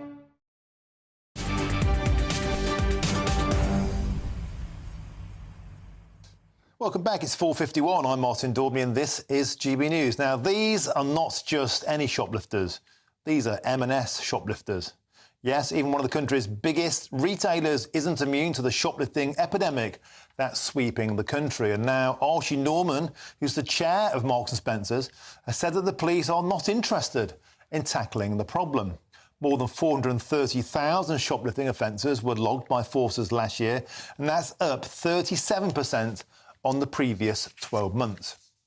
Well, joining me now to discuss this is Steve Turner, who's the Police and Crime Commissioner for Cleveland. Welcome to the show, Steve. So some strong words from Archie Norman, the boss of Marks & Spencer. But the good news is in Cleveland, you boys and girls are clamping down on shoplifting much above the national average. 23.1% of cases solved on your patch versus 15%, the national average, 3% the low in some places. It's come to something, Steve, that 23% of cases solved is good news, but it is good news. But my question is this: do you think the thieves are winning?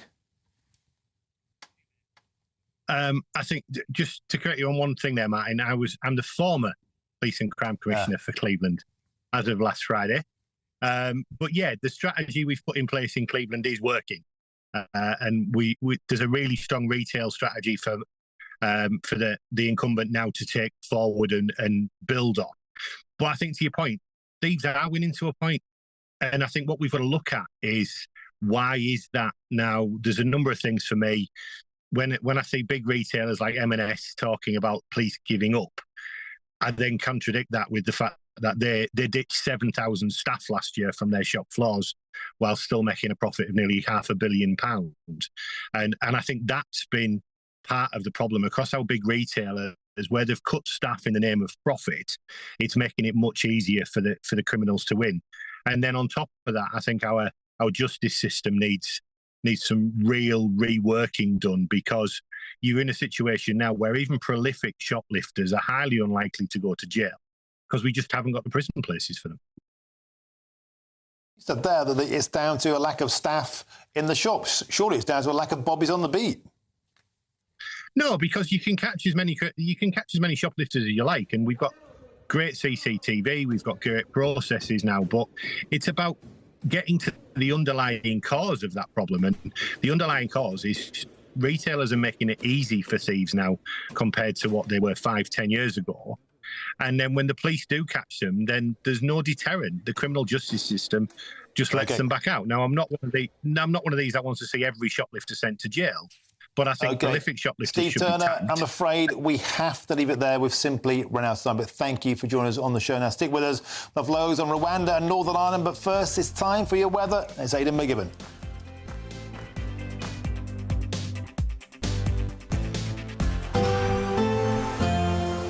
A brighter outlook with Box Solar, sponsors of weather on GB News. Hello. It's a very different day today across some eastern and northern parts of the country. Outbreaks of rain, although the rain does tend to ease, it turns to showers as the day and the week goes on. And we've got low pressure bringing further downpours.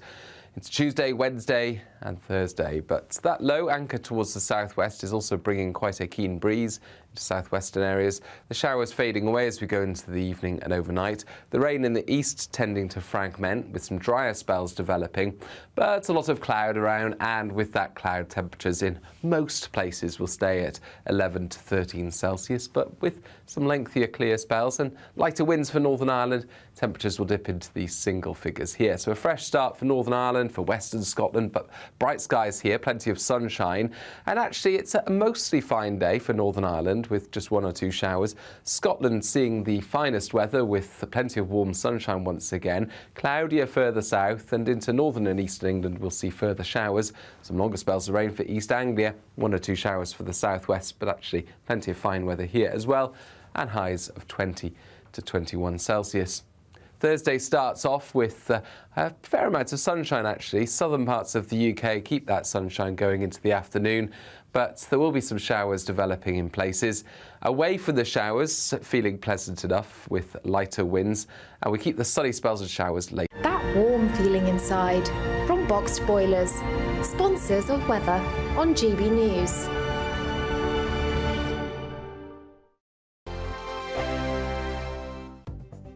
The latest GB News travel.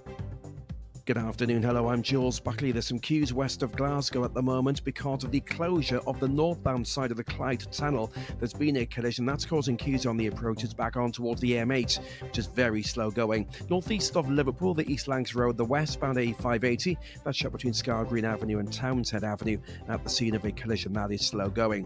Now in Belper in Derbyshire, Chapel Street, the north and southbound A6 closed at the scene of a collision there. A46 in Gloucestershire, that's the Painswick Road between the Cooper's Hill turning and the Prinish Abbey Park turn off. That's closed and queuing at the scene of a collision there.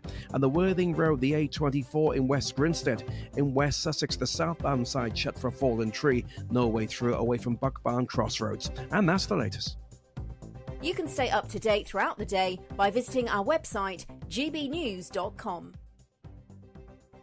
You really could be our next big winner with an incredible £20,000 in tax-free cash to play with this summer. What would you spend that on? Well, whilst you're thinking about it, listen to some of our previous winners getting that winning phone call from us. I'm Charles. I'm on £18,000 cash. It was just amazing, and as soon as it goes into your bank account, it just changed. It's a life-changing thing.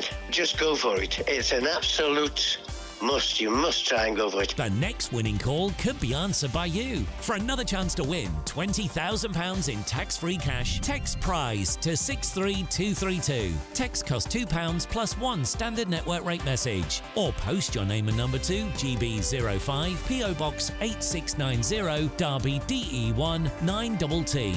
UK only. Entrance must be 18 or over. Lines close at 5 p.m. on the 31st of May. Full terms and privacy notice at gbnews.com/win. Please check the closing time if listening or watching on demand. Good luck.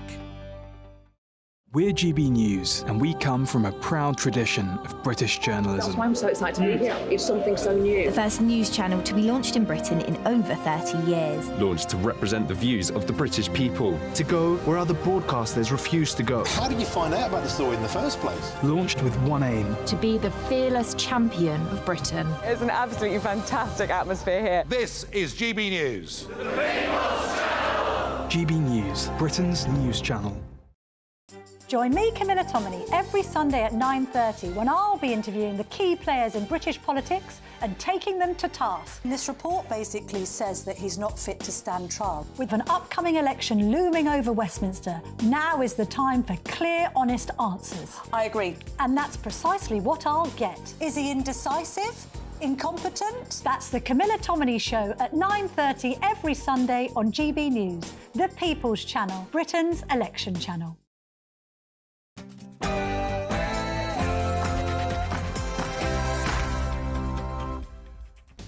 A very good afternoon to you. It's 5 p.m. Welcome to the Martin Daubney Show on GB News. We're broadcasting live from the heart of Westminster, all across the UK. On today's show, the Migration Advisory Committee is sensationally rejected. Government demands to clamp down on the number of student visas doled out to foreign students. And that's despite pleas to cut record net immigration of 745,000 last year alone.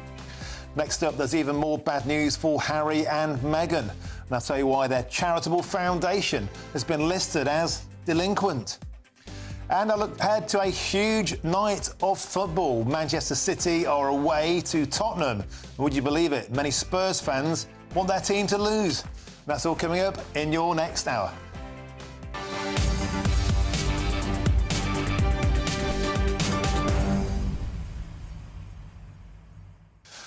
Welcome to the show. Always a pleasure to have your company. We've got a dramatic manhunt in France. We've got riots in Georgia and closer to home in Northern Ireland. We've been speaking to locals in County Down about sensational plans to disapply the Rwanda bill to Northern Ireland. Now, in this hour, we're looking at student visas. Almost 500,000 of the things last year. Record numbers of foreign students coming in, and ministers wanted a clamp down. Well, guess what? The Migration Advisory Committee has rejected it, instead siding with the universities. Why do we need so many universities? Why do we need to prop them up with foreign students who force out British students? And many of them, 63% of them, stay on in the United Kingdom after their student visa expires. Is it a backdoor, a gimmick, a migration con to get students into the UK? Get in touch, let me know your thoughts, and go to gbnews.com/your say. But before all of that, it's our news headlines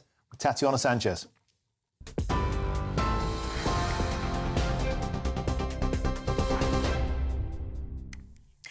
Martin, thank you very much. The top stories from the GB Newsroom. In Georgia, huge numbers of riot police have now broken up crowds of protesters who believe their nation is on a path to dictatorship.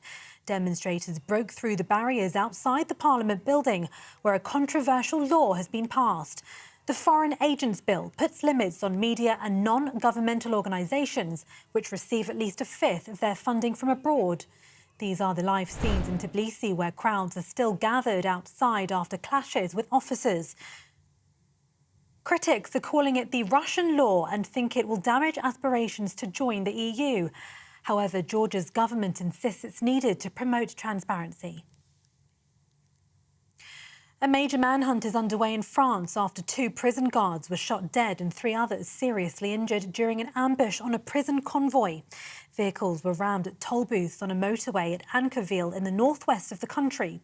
Images on social media showed at least 2 men in balaclavas carrying rifles near an SUV that was in flames. The car appeared to have been rammed into the front of the prison van. Local media is naming the suspect as Mohammed A, who's 30 years old and reportedly has ties to powerful gangs in the city of Marseille. In the US, House Speaker Mike Johnson stood silently beside Donald Trump outside court this afternoon as the so-called hush money trial continues. He's the most senior member of the Republican Party to appear with Mr. Trump during the case. The former president is accused of trying to cover up a payment to former adult film star Stormy Daniels to boost his 2016 election campaign. Speaking to crowds outside the court, Mr. Trump criticised the case, the prosecutors and the judge. The gag order has to come off. So when you ask me a question about the people that we're talking about, I'm not allowed to answer. There's never been anything like this in the history of our country. It's a scam. It's election interference at a level that's never taken place before.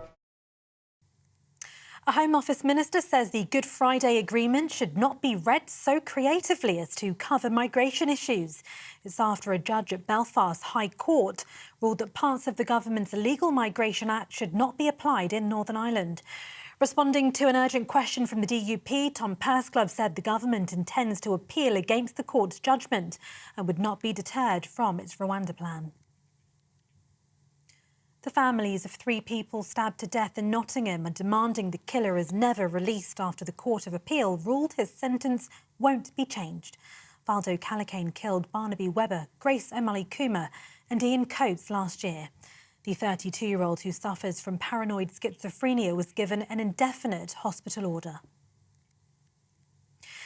In other news, the Bank of England says there's some way to go getting inflation down after the latest wage growth. Data from the ONS shows wages in the first 3 months of the year were unchanged at 6%, outstripping cost of living increases. Meanwhile, the rate of unemployment is at its highest level for nearly a year. There were 26,000 fewer job vacancies in the 3 months to April, while the number of people in work dropped by 85,000. The Prime Minister is calling on shoppers to back British produce as he hosts the second Farm to Fork summit at Downing Street. Labour says the Conservatives have driven farmers to breaking point and have pledged a new deal they say will put money back into their pockets. But Rishi Sunak's told members of the food industries that Britain must reduce its reliance on fruit and vegetables from overseas. We are going to stick to our plan, supporting you to keep creating great jobs across the United Kingdom and keep making the food that we know and love so dearly. And specifically to our British farmers, I do want to say this: we are with you. And to some royal news, the first official painted portrait of the King since his coronation has been unveiled at Buckingham Palace. The oil on canvas shows His Majesty in the uniform of the Welsh Guards, of which he was made regimental colonel in 1975. The portrait by British artist Jonathan Yeo was commissioned in 2020 to celebrate the then Prince of Wales's 50 years as a member of the Drapers' Company in 2022.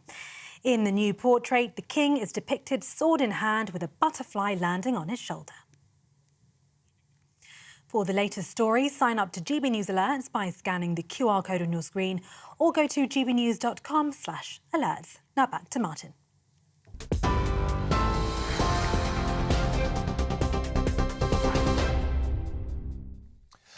Thank you, Tatiana. Now we start with a shock decision from the Migration Advisory Committee. It says that the UK's graduate visa route is not undermining the integrity and the quality of the higher education system and should remain. Well, the scheme, of course, allows overseas students to stay in the UK for 2 or 3 years after graduation. I'm now joined in the studio in Westminster by our political editor, Chris Hope. Chris, welcome back to the studio. 745,000 net migration to the UK last year by a country mile.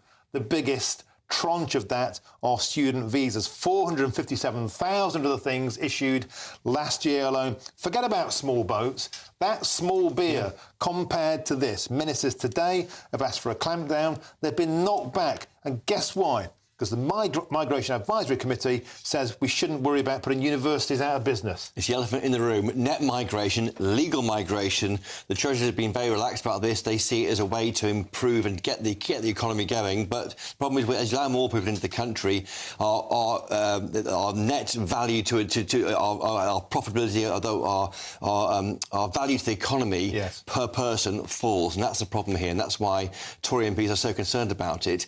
You see a lot from the PM about illegal migration, small boats and the like, and that seems a lack of control of borders. But net migration, the Treasury being very relaxed by having big numbers coming through the doors. They're forecasting 400,000 this year net. There's a feeling, there's a view here from the Migration Advisory Committee that figure could come down to 200,000 a year, but whether that's with jiggery-pokery, taking students out of the migration figures could allow that to happen.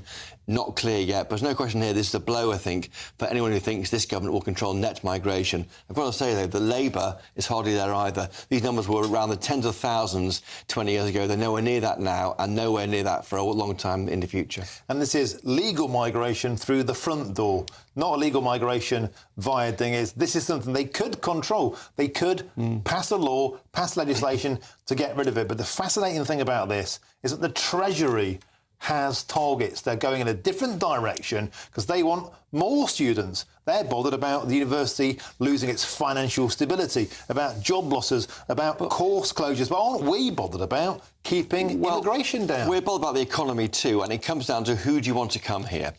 So, arguably, to have people who are arriving here to work in our universities are the high-end graduates who we do want here, even though we're not building enough homes to house them. So there's a debate, I think, in politics about whether you want more migrants to come through the door if they're graduates or will be graduates and stay here and contribute to the economy. Except we could do that if we got the elite people in who paid the top one good, but in smaller numbers, because there's manifest examples of Mickey Mouse degrees of some courses that don't even exist, of universities that don't exist, of students who don't go along to any lectures. And the staggering statistic is the stay-on rate, those staying after their course has expired, has gone up from 21% in 2019 to 63%. Well, the frustration is two-thirds remain in the country. And the frustration is, Martin, as you rightly say, that the government is allowing these big numbers to come through the door, and Labour aren't offering anything differently, but they are allowing 5 million people to sit on benefits and not go back to work. And the problem is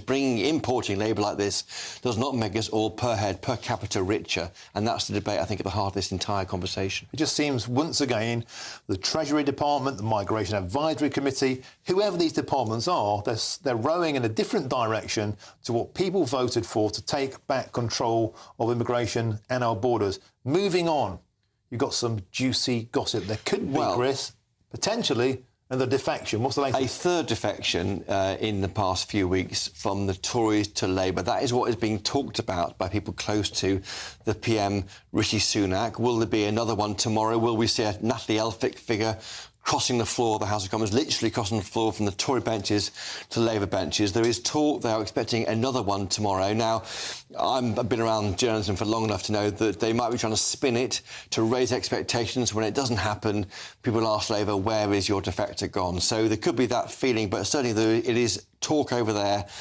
Will happen tomorrow. The whips are on high alert for a defection tomorrow. But the main thing is it seems to be one-way traffic. It seems to be the direction of travel, the defections from the blue corner to the red corner. The momentum is there. And, you know, we get bogged down in the minutiae, in the detail, the Westminster, the internals. But in broad brushstrokes, Chris, do you think they just say to voters, if Natalie Elphicke, a right-wing MP, so right-wing she could fall off the White Cliffs of Dover, if she can go to the red corner, then I too can as a voter? I think it does give a feeling that this party is listing, and it does look like it gives voters permission to vote Labour if they haven't voted Labour before. Look at Natalie Elphicke.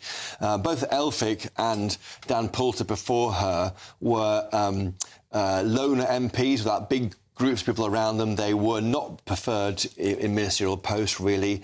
I think that would be, for me, I think that is, I can see why Labour did it. There's a concern amongst the left-wing support base for Labour, why you're allowing someone like Natalie Elphicke, who has backed the small boats, my Rwanda plan, who backed Boris Johnson to come over to Labour. But I think, stepping back, from those who aren't following the minutiae of politics, it looks like the people are leaving this Tory party and joining Labour. It gives you permission to vote Labour. And is it 65 and rising MPs that won't be standing? What's the latest number? Well, I think it's well into the mid-70s now. Really? It was 75 from memory in 1997, so we haven't quite got over the figure who fled the party in 97. I do, though, think that the reason why we are seeing more than normal is this is the first planned election since 2015. We've had 2 emergency elections in 17 and 19. It's the first time we've had an actual, a full 5-year parliament and then a chance to stand down. So MPs are planning for the future, but it looks like more Tory MPs are quitting than Labour ones. As I've just seen Nigel Farage walk in outside there, can I quickly talk to you about this poll that came out? Tom Lubbock, the co-founder of JL Partners, we had him on earlier. Nigel Farage comeback could be an extinction-level event for the Conservative Party, with Nigel Reform going to 16% from 10% without, Labour on 45 without Farage, down to 41 with Farage. Tories go from 25 down to 21. Interestingly there, both parties losing 4 percentile points, suggesting it's not always a case of splitting the Conservative vote. He's tight-lipped. We don't know which way he's going to go, but nevertheless, Rishi Sunak's worst nightmare. It's tempting, isn't it, for Farage to come back in? He knows he's a mischief maker. He wants to cause problems for the Tory party. He feels let down by the way he stood down his own candidates in 2019 for no real thanks to the Tory party, bequeathing the majority which the Tories have squandered over the past 4 years since that election in 2019. What we're looking at is crossover. Will there be a point in the polls when Reform are more popular than the Tory party? Not yet, but certainly I think you could see a 5 or 6 point boost to Reform if Farage came across. Perhaps viewers can email him in tonight on his programme and say, go on, Nigel, say what your plans are. Well, he's outside there now. He's got a bit of a smile on his face, so let's he's see listening if into he's this. going to be telling the punters later on of his next move. Chris Hope, always an absolute delight to have you in the studio. Now, moving on. A huge manhunt is underway in France after 2 police officers were shot dead following an armed ambush, and a warning that some viewers might find these images distressing. Several gunmen with heavy weapons were seen freeing an inmate after carrying out an orchestrated attack on a prisoner convoy earlier on today. And I'm joined now by our security editor, Mark White. Mark, shocking scenes, something reminiscent of a movie or a video game, but it happened in France, and now the largest manhunt in recent history is underway for France's most wanted man. What's the details? Well, at this hour, Mohamed Amra and his gang who ambushed that prison van and brought him to safety, or at least got him out and sprung him from that prison van. They're still at large and are being hunted by authorities. We've got some bits of video, the first bit of video showing that one of the vehicles used by the gang to smash into the front of one of the prison vans as it was coming through that toll booth on the A154, which is in southern Normandy. Another bit of video was shot from a passenger on a bus that shows the armed men with AK-47s outside that bus as they are ambushing the prison vans and freeing this very dangerous individual.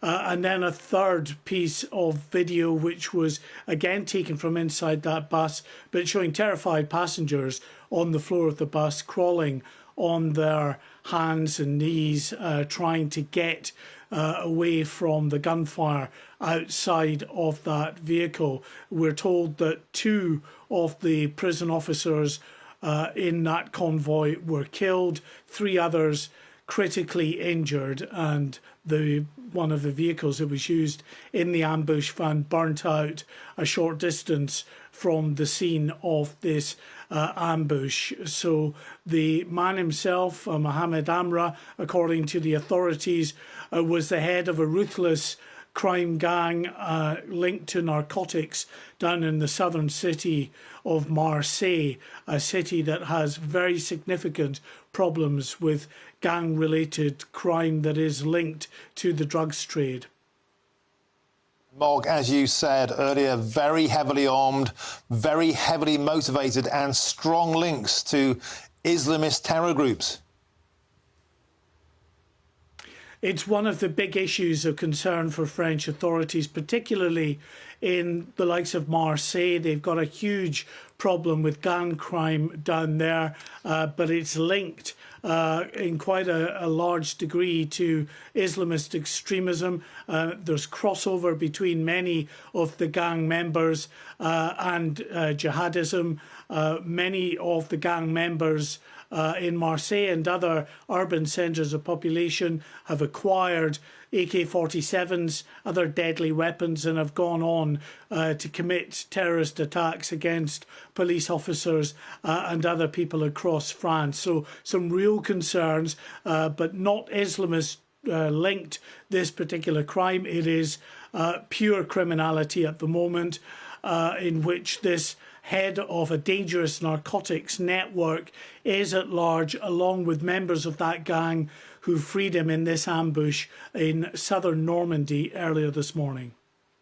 Okay, thank you, Mark Wyatt, on the latest on the manhunt for Mohamed Amra, France's most wanted man. Thank you very much.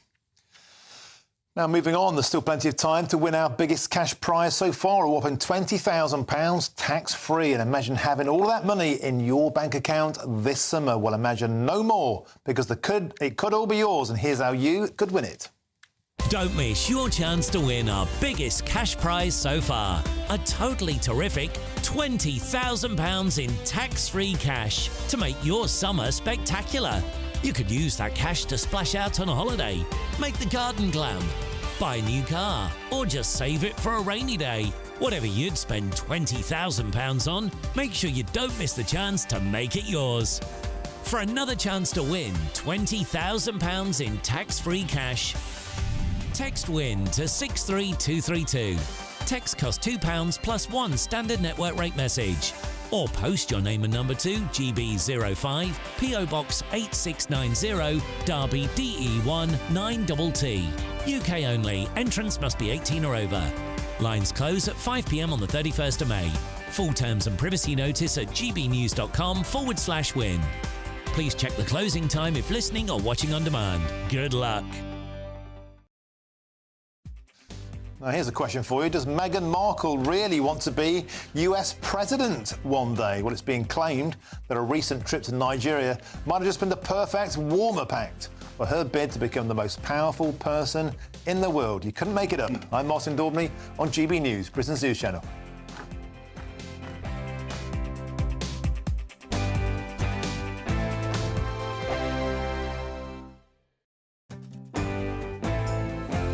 I'm Emily Carver. This is GB News, Britain's news channel. In the GB Newsroom, we bring you the news as it happens. With our team of dedicated journalists across the UK, GB News brings you accurate reporting of the day's topical agenda. When the news breaks, wherever and whenever it's happening, we'll be there. This is GB News, the People's Channel, Britain's news channel. This is GB News, Britain's news channel. Between 1955 and 1989, an average of 55 nuclear tests were conducted across the globe each year. More than 30,000 young British and Commonwealth servicemen served at British test locations in Australia and the Pacific Ocean. But in the years since, those who were involved say they've been ignored and lied to about their exposure to radiation. For decades, Lab Rats International has represented the millions across the world exposed to fallout from the testing programmes and the families who still suffer today from illness and deformities. Last year, the government unveiled the Nuclear Test Medal, recognising the military, civilian and overseas staff and personnel who participated in Britain's nuclear testing programme in the 1950s. But for Lab Rats founder Alan Owen, whose own father was a nuclear test veteran, the work is only just beginning.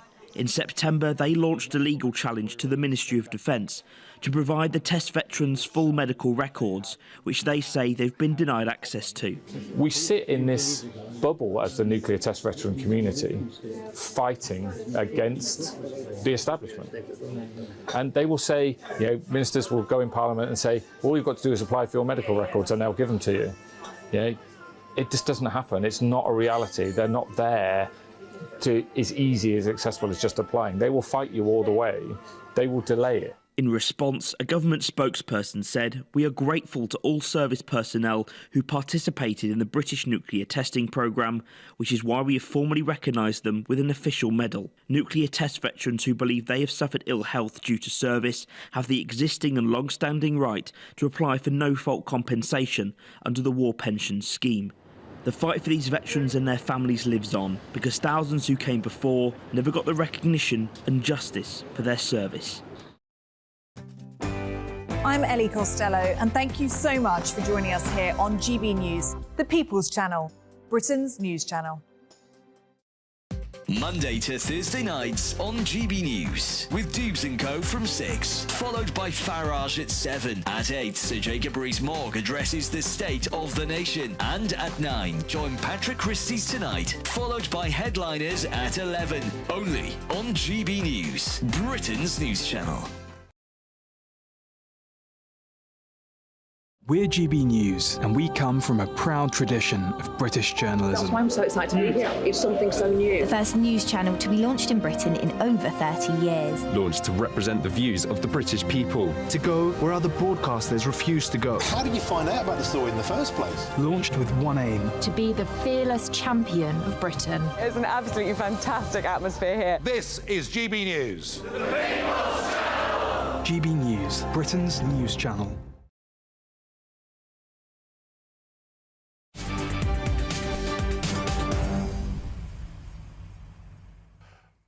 Welcome back. Your time is 5:24. I'm Martin Daubney, and this is GB News. Now to yet another setback for Harry and Meghan, because their charitable foundation has been listed as delinquent for failing to submit its annual report and registration fees on time. Now, the charity has claimed its missing files were declared on time. Well, joining me now is the former royal correspondent, Michael Cole. Michael, always a delight. Here we go again. Yet more bad news for Harry and Meghan. They've been called many things, but delinquent? That's a new one.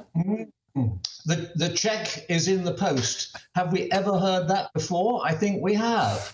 Now, in America, they invigilate charities a lot more vigorously than the Charity Commission does in this country, where many dubious organisations pass themselves off as charities when in effect they are lobbying organisations with various political agendas. But in America, you have to re-register every year and you have to send a cheque.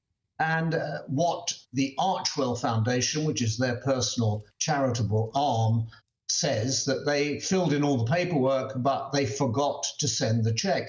Interestingly, and this is a small note, but an important one, the word cheque was written in the British way, Q-U-E at the end, instead of American normal practice, C-H-E-C-K. Every American refers to a cheque and writes the cheque that way. So perhaps this was the influence of the new British PR guru they've taken on board. Of course, Meghan, and we see her in all her loveliness there, says that she's done with Britain, done with the UK. In other words, it's an American way of saying finished with us.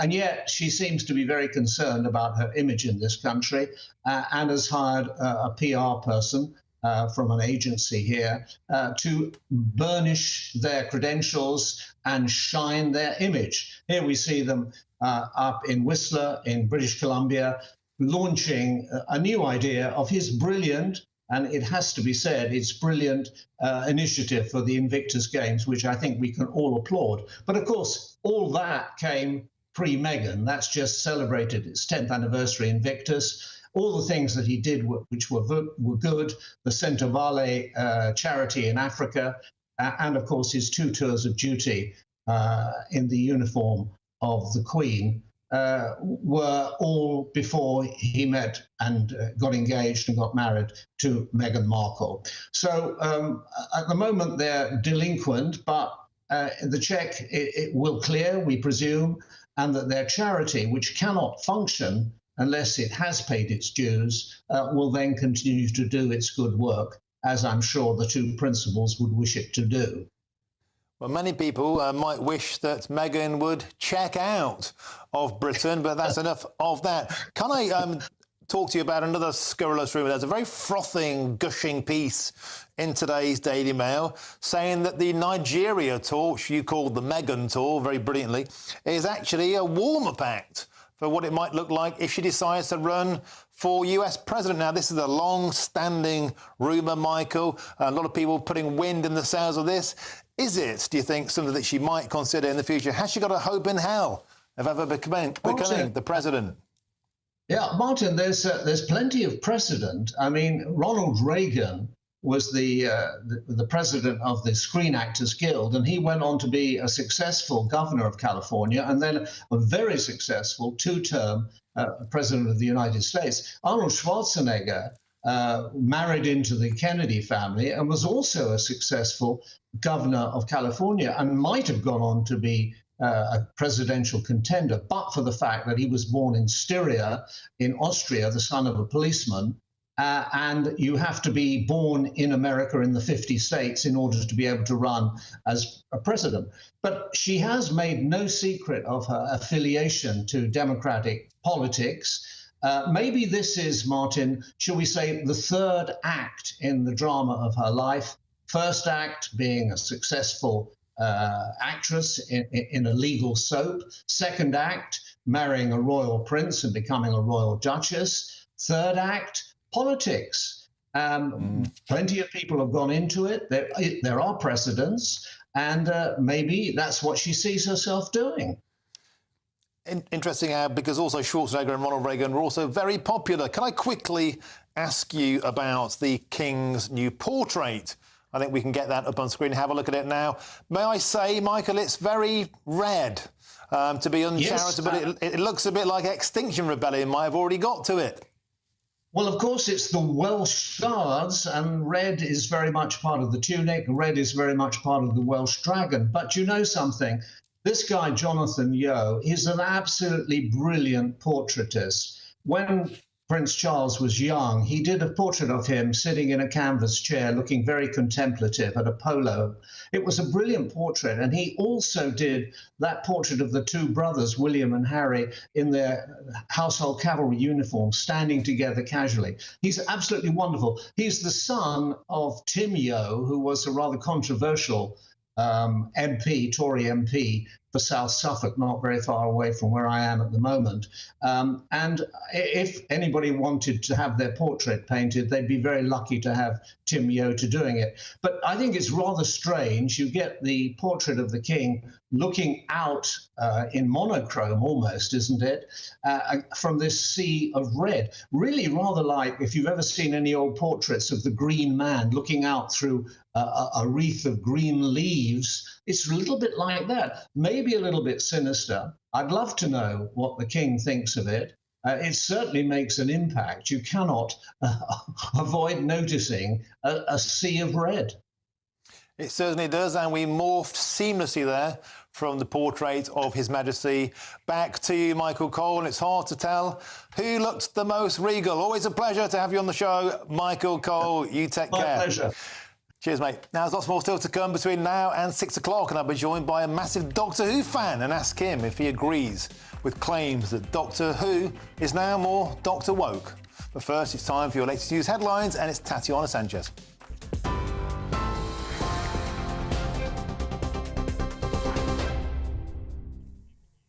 Martin, thank you and good afternoon. The top stories from the GB Newsroom. A major manhunt is underway in France after 2 prison guards were shot dead and 3 others seriously injured during an ambush on a prison convoy. Vehicles were rammed at toll booths on a motorway at Anqueville in the northwest of the country. Images on social media showed at least 2 men in balaclavas carrying rifles near an SUV that was in flames. The car appeared to have been rammed into the front of the prison van. Local media is naming the suspect as Mohamed Amra, who's 30 years old and reportedly has ties to powerful gangs in the city of Marseille. Angry scenes are continuing in Georgia, with riot police moving into the nation's parliament after protesters broke through exterior barriers. It's after lawmakers passed a foreign agents bill which requires organisations receiving funding from abroad to register as agents of foreign influence. This is the scene in Tbilisi now, where crowds are still gathered outside the Parliament building. Opponents have dubbed the bill the Russian law, comparing it to a tactic used by Vladimir Putin to target his critics. It's being seen as a test of whether the country stays on a path towards integration with Europe or pivots backwards towards Russia. A Home Office minister says the Good Friday Agreement should not be read so creatively as to cover migration issues. It's after a judge at Belfast High Court ruled that parts of the government's Illegal Migration Act should not be applied in Northern Ireland.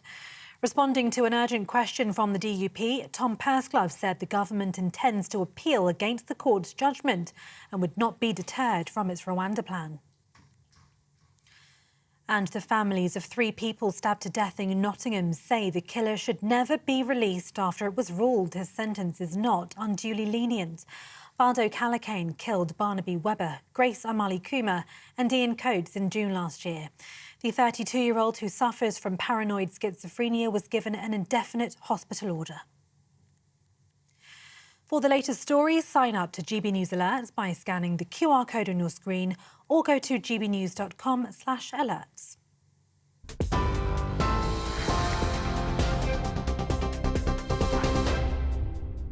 Cheers Britannia Wine Club proudly sponsors the GB News Financial Report. Here's a quick snapshot of today's markets. The pound will buy you $1.2586 and €1.1636. The price of gold is £1,866.28 per ounce, and the FTSE 100 closed at 8,428 points. Cheers Britannia Wine Club proudly sponsors the GB News Financial Report.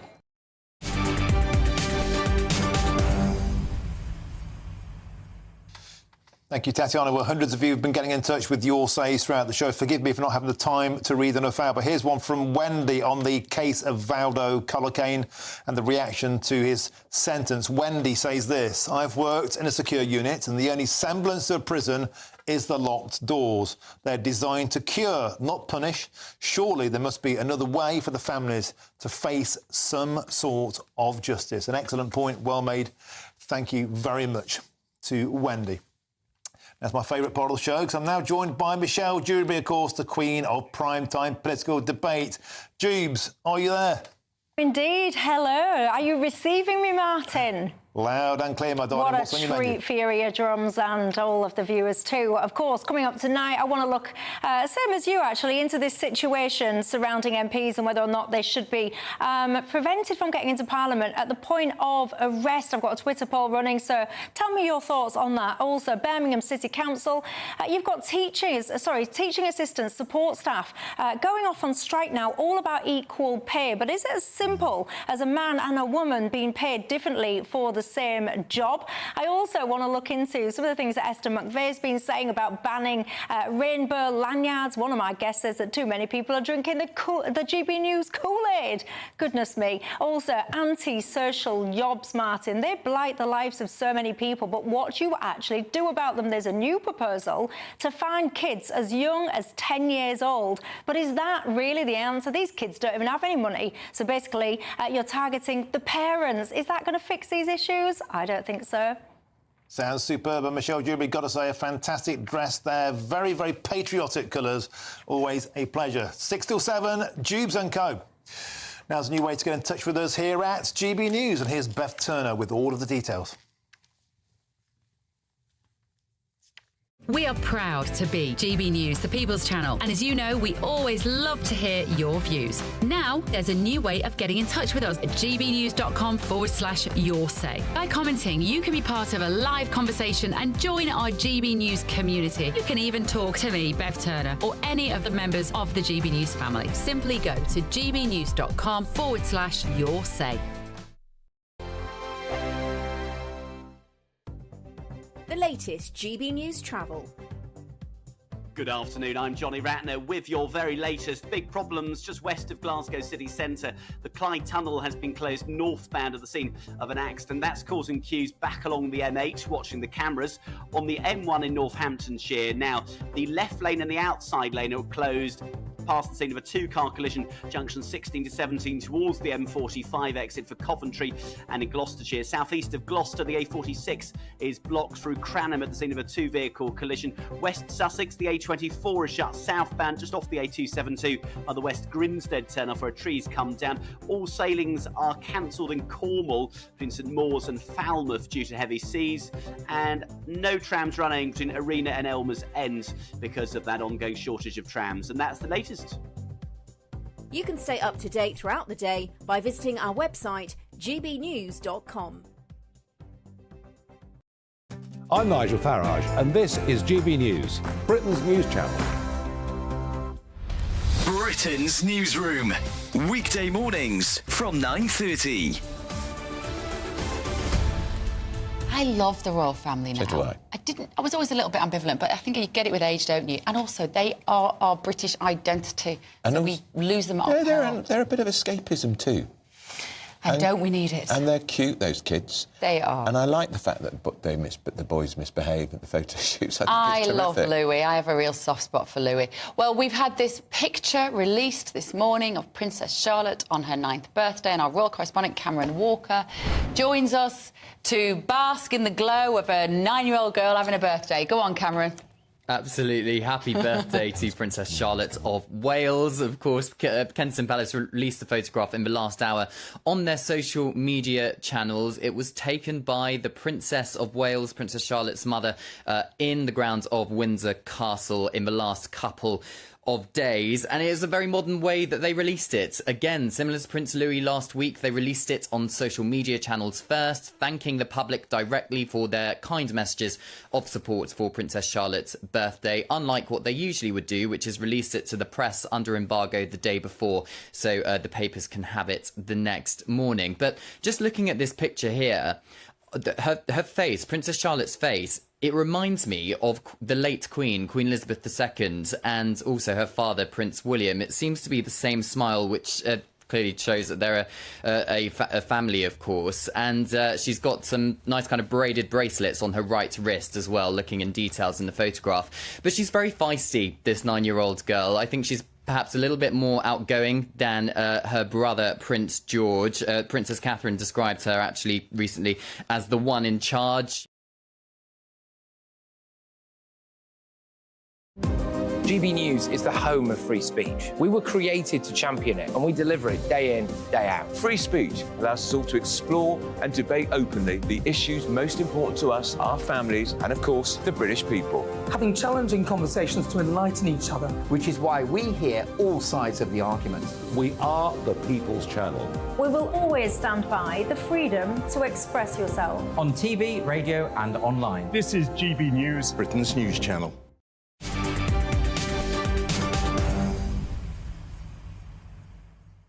Welcome back. It's 5:40. I'm Martin Daubney, and this is GB News. Now, is it Doctor Who or Doctor Woke? Because some long-running fans of the classic sci-fi show have pushed back against the latest reboot of the show as hectoring and tiring. And despite the pushback, though, the latest season of the show has received critical praise in just its first week of release, gaining a remarkable 97% approval on Rotten Tomatoes, its highest rating for over 10 years. Well, joining me now is the manager of the Who Shop, Owen Luckhurst. What a magnificent set that is. Is that a real TARDIS behind you there, mate? It is a real TARDIS, yes. Magnificent. So let's get straight to the chase. A lot of people saying that Doctor Who has become Doctor Woke. It won't be the Daleks who exterminate the Time Lord. It'll be the tiresome plot lines about racism and feminism. What do you reckon? The thing is with Doctor Who, it's always trying to be current and trying to be upfront about modern day stories, as it were. So it does like to, pick up on certain topics. But I mean, to say that it's woke, you could say that Doctor Who's been woke ever since the beginning in 1963, because it's always been a groundbreaking show, always trying to think of the word. Always trying to pick up on topics, as it were. and yeah, just trying to be current and relevant about society. Back in the glory days, back in the good old days of Tom Baker, I don't think we dabbled with trans politics or went back and examined the evils of the empire. We scrapped it out with the Cybermen. And we just got down to basic sci-fi action. Do you not concur that this overlaying of identity politics has just become a bit tiresome and has alienated quite a lot of people? I mean, back in the 1970s, you know, people didn't talk about, you know, being trans or, you know, sexuality or anything like that. Whereas, you know, today's society does. So, you know, to pick up on that, it is relevant, I think, in today's views. And it is something that I think people, you know, it is something that should be spoken about, I think. Now, of course, we can argue with some justification the Doctor is a fictional character. Doctor, maybe I'm wrong. Maybe I'm going to offend the Doctor Who community massively here by saying he's not real. So, of course, the Time Lord can morph into whomever he or she wishes to be. But some people do believe that the journey, if you like, the transition, dare I say, of the Doctor is framed through modern gender, ideology and politics. Some people just find it a bit boring. Can't just get back to blasting Daleks out of the ocean.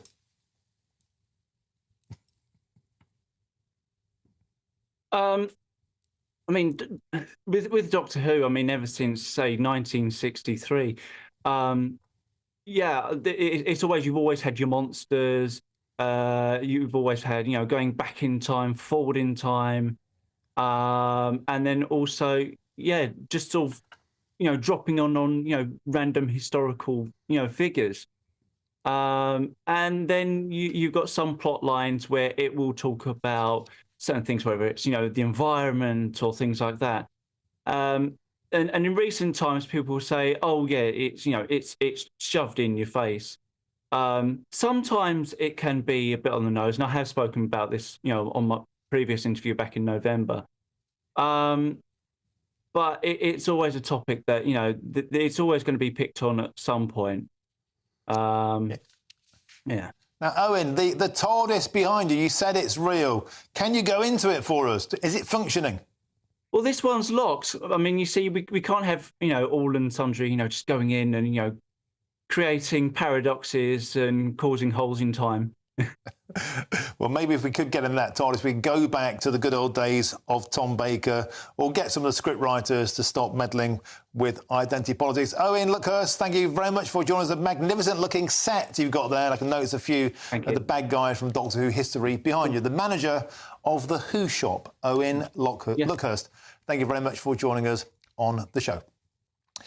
Now, the biggest game of the Premier League season kicks off in just over 2 hours' time, but many fans of one of the teams involved are hoping they'll lose. Confused? I'll explain all in a few minutes. They don't want their hated rivals to win anything.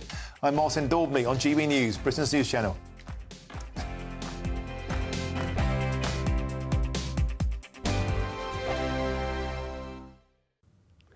Hello. It's a very different day today across some eastern and northern parts of the country. Outbreaks of rain, although the rain does tend to ease, it turns to showers as the day and the week goes on. And we've got low pressure bringing further downpours. It's Tuesday, Wednesday and Thursday, but that low anchor towards the southwest is also bringing quite a keen breeze into southwestern areas. The showers fading away as we go into the evening and overnight. The rain in the east tending to fragment with some drier spells developing, but a lot of cloud around, and with that cloud, temperatures in most places will stay at 11 to 13 Celsius, but with some lengthier clear spells and lighter winds for Northern Ireland, temperatures will dip into these single figures here. So a fresh start for Northern Ireland, for Western Scotland, but bright skies here, plenty of sunshine. And actually, it's a mostly fine day for Northern Ireland with just 1 or 2 showers. Scotland seeing the finest weather with plenty of warm sunshine once again. Cloudier further south, and into northern and eastern England we'll see further showers. Some longer spells of rain for East Anglia, 1 or 2 showers for the southwest, but actually plenty of fine weather here as well, and highs of 20 to 21 Celsius. Thursday starts off with a fair amount of sunshine, actually. Southern parts of the UK keep that sunshine going into the afternoon, but there will be some showers developing in places. Away from the showers, feeling pleasant enough with lighter winds, and we keep the sunny spells and showers later in the week.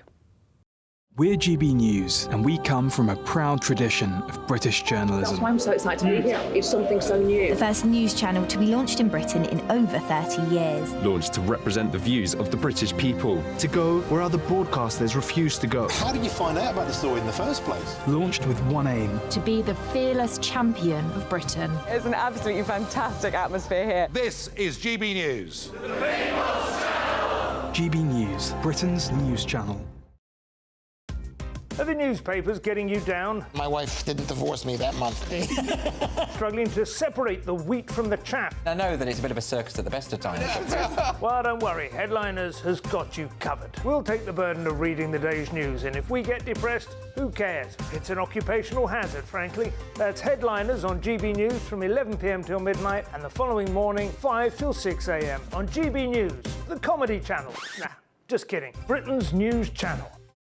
GB News is Britain's election channel. And when the big stories break, we're tackling them on Britain's Newsroom. When we disagree, and we disagree a lot, it's even livelier than normal. We don't disagree that much. We do. His comedy, though, is revolting. I knew her, unlike you. That explains Beverly Turner's temperament. It's a bit frothy in here, isn't it? He'll have one of me one day. For dartball practice. Britain's Newsroom on GB News. Weekdays, 9:30 a.m. GB News, the People's Channel, Britain's news channel.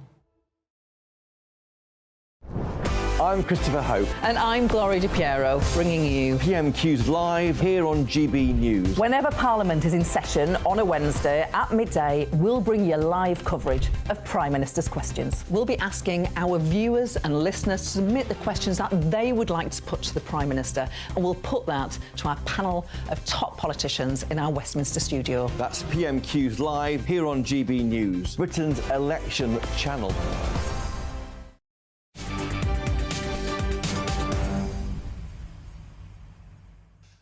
Welcome back. Your time is 5:49. We're on the final furlong of the show. I'm Martin Daubney on GB News. Now, there's a new way of getting in touch. You can be sending your views in throughout the whole show. Of course, gbnews.com/you'll say is the way to do it. Now, that man, Nigel Farage, has just walked in over there. His show, of course, is at 7. Now, earlier on in the show, we talked about a new poll that came out today from JL Partners, which says that a Nigel Farage comeback could be an extinction-level event for the Conservative Party. It pointed out that if Nigel Farage were to come back, the Reform Party would surge to 16% from its current 10%.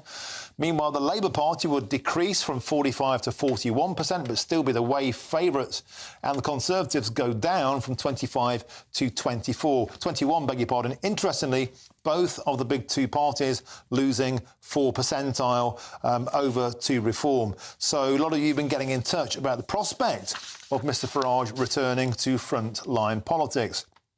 Adrian says this: I'll be voting Reform at the next election. The Tories cannot pull anything out of the hat now. But Dave says, what's the point of all this? It would just split the vote and let Sir Keir Starmer sail into number 10. Michelle adds this: maybe Mr Farage joining the Tories and being their leader would stop Sir Keir Starmer. A lot of people, of course, have been talking about the idea of Nigel crossing over to the Conservative Party. Could he be the knight in shining armour? Many people felt previously that may have been Boris Johnson. David adds this: the problem with the Conservative Party now is that they are no longer Conservative. David, I hear that every single day. Many, many people out there believe the same thing. Mark says this: bringing back Nigel Farage is the only way the Conservative Party can now survive. Wendy has a different take, very incisive. Wendy adds this: would Mr Farage want to give up what he has now? I think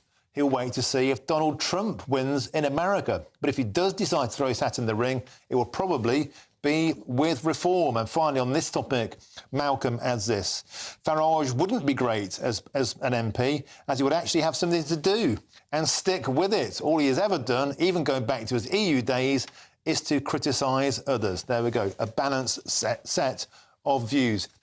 Now, earlier on in the show, we spoke about the Rwanda bill being disapplied in Northern Ireland. We spoke to voters in County Down earlier. Doogie Beattie was on the streets. And the notion is this: that the Republic of Ireland declared the UK wasn't a safe country. They decided they wouldn't fly people to Rwanda from the Republic of Ireland, and we saw a surge of asylum seekers going over the border into the Republic as a consequence of that. Yesterday, Justice Humphreys said the same would now apply to Northern Ireland, prompting the obvious conclusion that asylum seekers would also flood to Belfast, as well as Dublin. People in County Down telling us they were furious about this. They weren't consulted, they didn't vote for this, and they didn't want anything to do with it. On that, Tam says this: the British government are spineless. They won't stand up to the courts or the EU. And Dennis says this: so far as I understand, by the judge ruling that illegals cannot be sent to Rwanda from Ireland, then in fact, he's just given the green light for all illegal immigrants to leave the rest of the UK, go to Ireland or Northern Ireland, and they will still be safe. So we should be seeing an exodus of illegals. Am I missing something? Dennis, I don't think you are. I think that would be the consequence. And I just sometimes wonder if politicians have thought all of this through. The people in County Down today didn't think that was the case. They felt they hadn't been listened to, and they felt very, very concerned. Now, we're going to quickly move on to a massive game of football tonight. A title clincher in the Premier League in the offing. Kicks off in around about 2 hours' time. Of course, it is Manchester City versus Tottenham Hotspur. The biggest Premier League game of the season takes place tonight. And there's a delicious twist to that game. And it's this: if Tottenham beat Manchester City, they'll keep alive their hopes of qualifying for next season's Champions League. But if Tottenham Hotspur win, it will leave Arsenal on the brink of winning the title. And there's no wonder that many Tottenham fans hope their side loses everything this evening. It's astonishing that Tottenham Hotspur think they'd rather lose and not qualify for the Champions League, because that would mean if they beat City, that Arsenal would be the Premier League winners. And that would probably be the worst thing that would happen for any Tottenham Hotspur fan. I'll be watching that. I hope you will too. I'll have a couple of beers, and that's all from me for now. News & Co is up next. Of course, that runs 6 till 7. Don't forget to join us from 6 a.m. tomorrow morning. It's breakfast with Eamon and Isabel. And that's followed by Britain's Newsroom at 9:30 with Andrew and Bev. And, of course, all the drama with PMQs live at midday. And that's with Chris Hope and Gloria De Piero. And then Tom and Emily with Good Afternoon Britain from 1 o'clock. Then it's Mymush. I'll be back tomorrow at 3. I've been Martin Daubney. This is GB News. Thanks for joining me. Now's your weather, and it's Aidan McGibbon.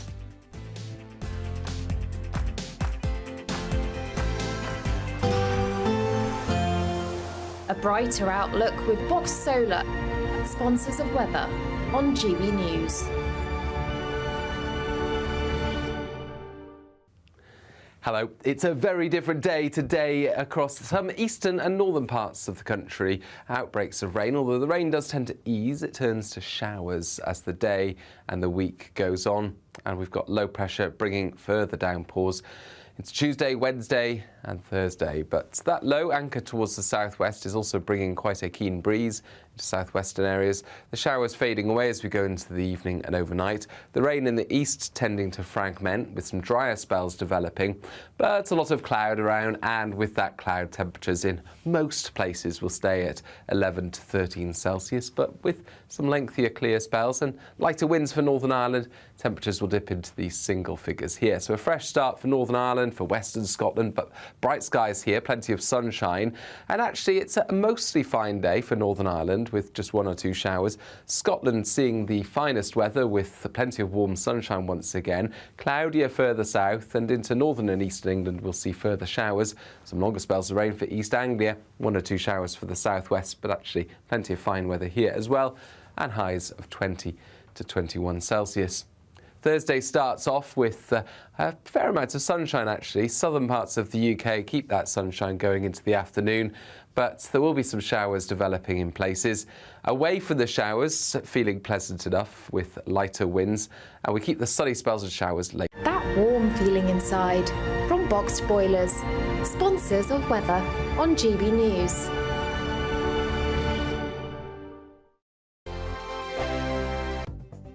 The latest GB News travel.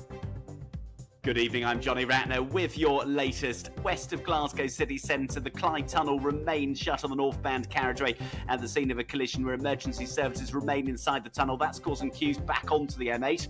On the M6 in Staffordshire, the motorway is down to 2 lanes northbound from junction 12 to 13 towards Stafford, where emergency repair works are taking place. And then further south on the M6, 1 lane's closed northbound from junction 6 to 7 near Birmingham. It's the outside lane on that 3-lane stretch shut where a lorry's broken down. On the M1 in Northamptonshire, the inside and outside lanes are closed northbound 16 to 17 towards the M45, past the scene of a 2-car collision. And in Devon, the A3123, that's closed through Ilfracombe at the scene of an accident, and there are no ferries in Cornwall between Falmouth and St Maurs. That's the latest. You can stay up to date throughout the day by visiting our website, gbnews.com. Don't miss your chance to win our biggest cash prize so far. A totally terrific £20,000 in tax-free cash to make your summer spectacular. You could use that cash to splash out on a holiday, make the garden glam, buy a new car, or just save it for a rainy day. Whatever you'd spend £20,000 on, make sure you don't miss the chance to make it yours. For another chance to win £20,000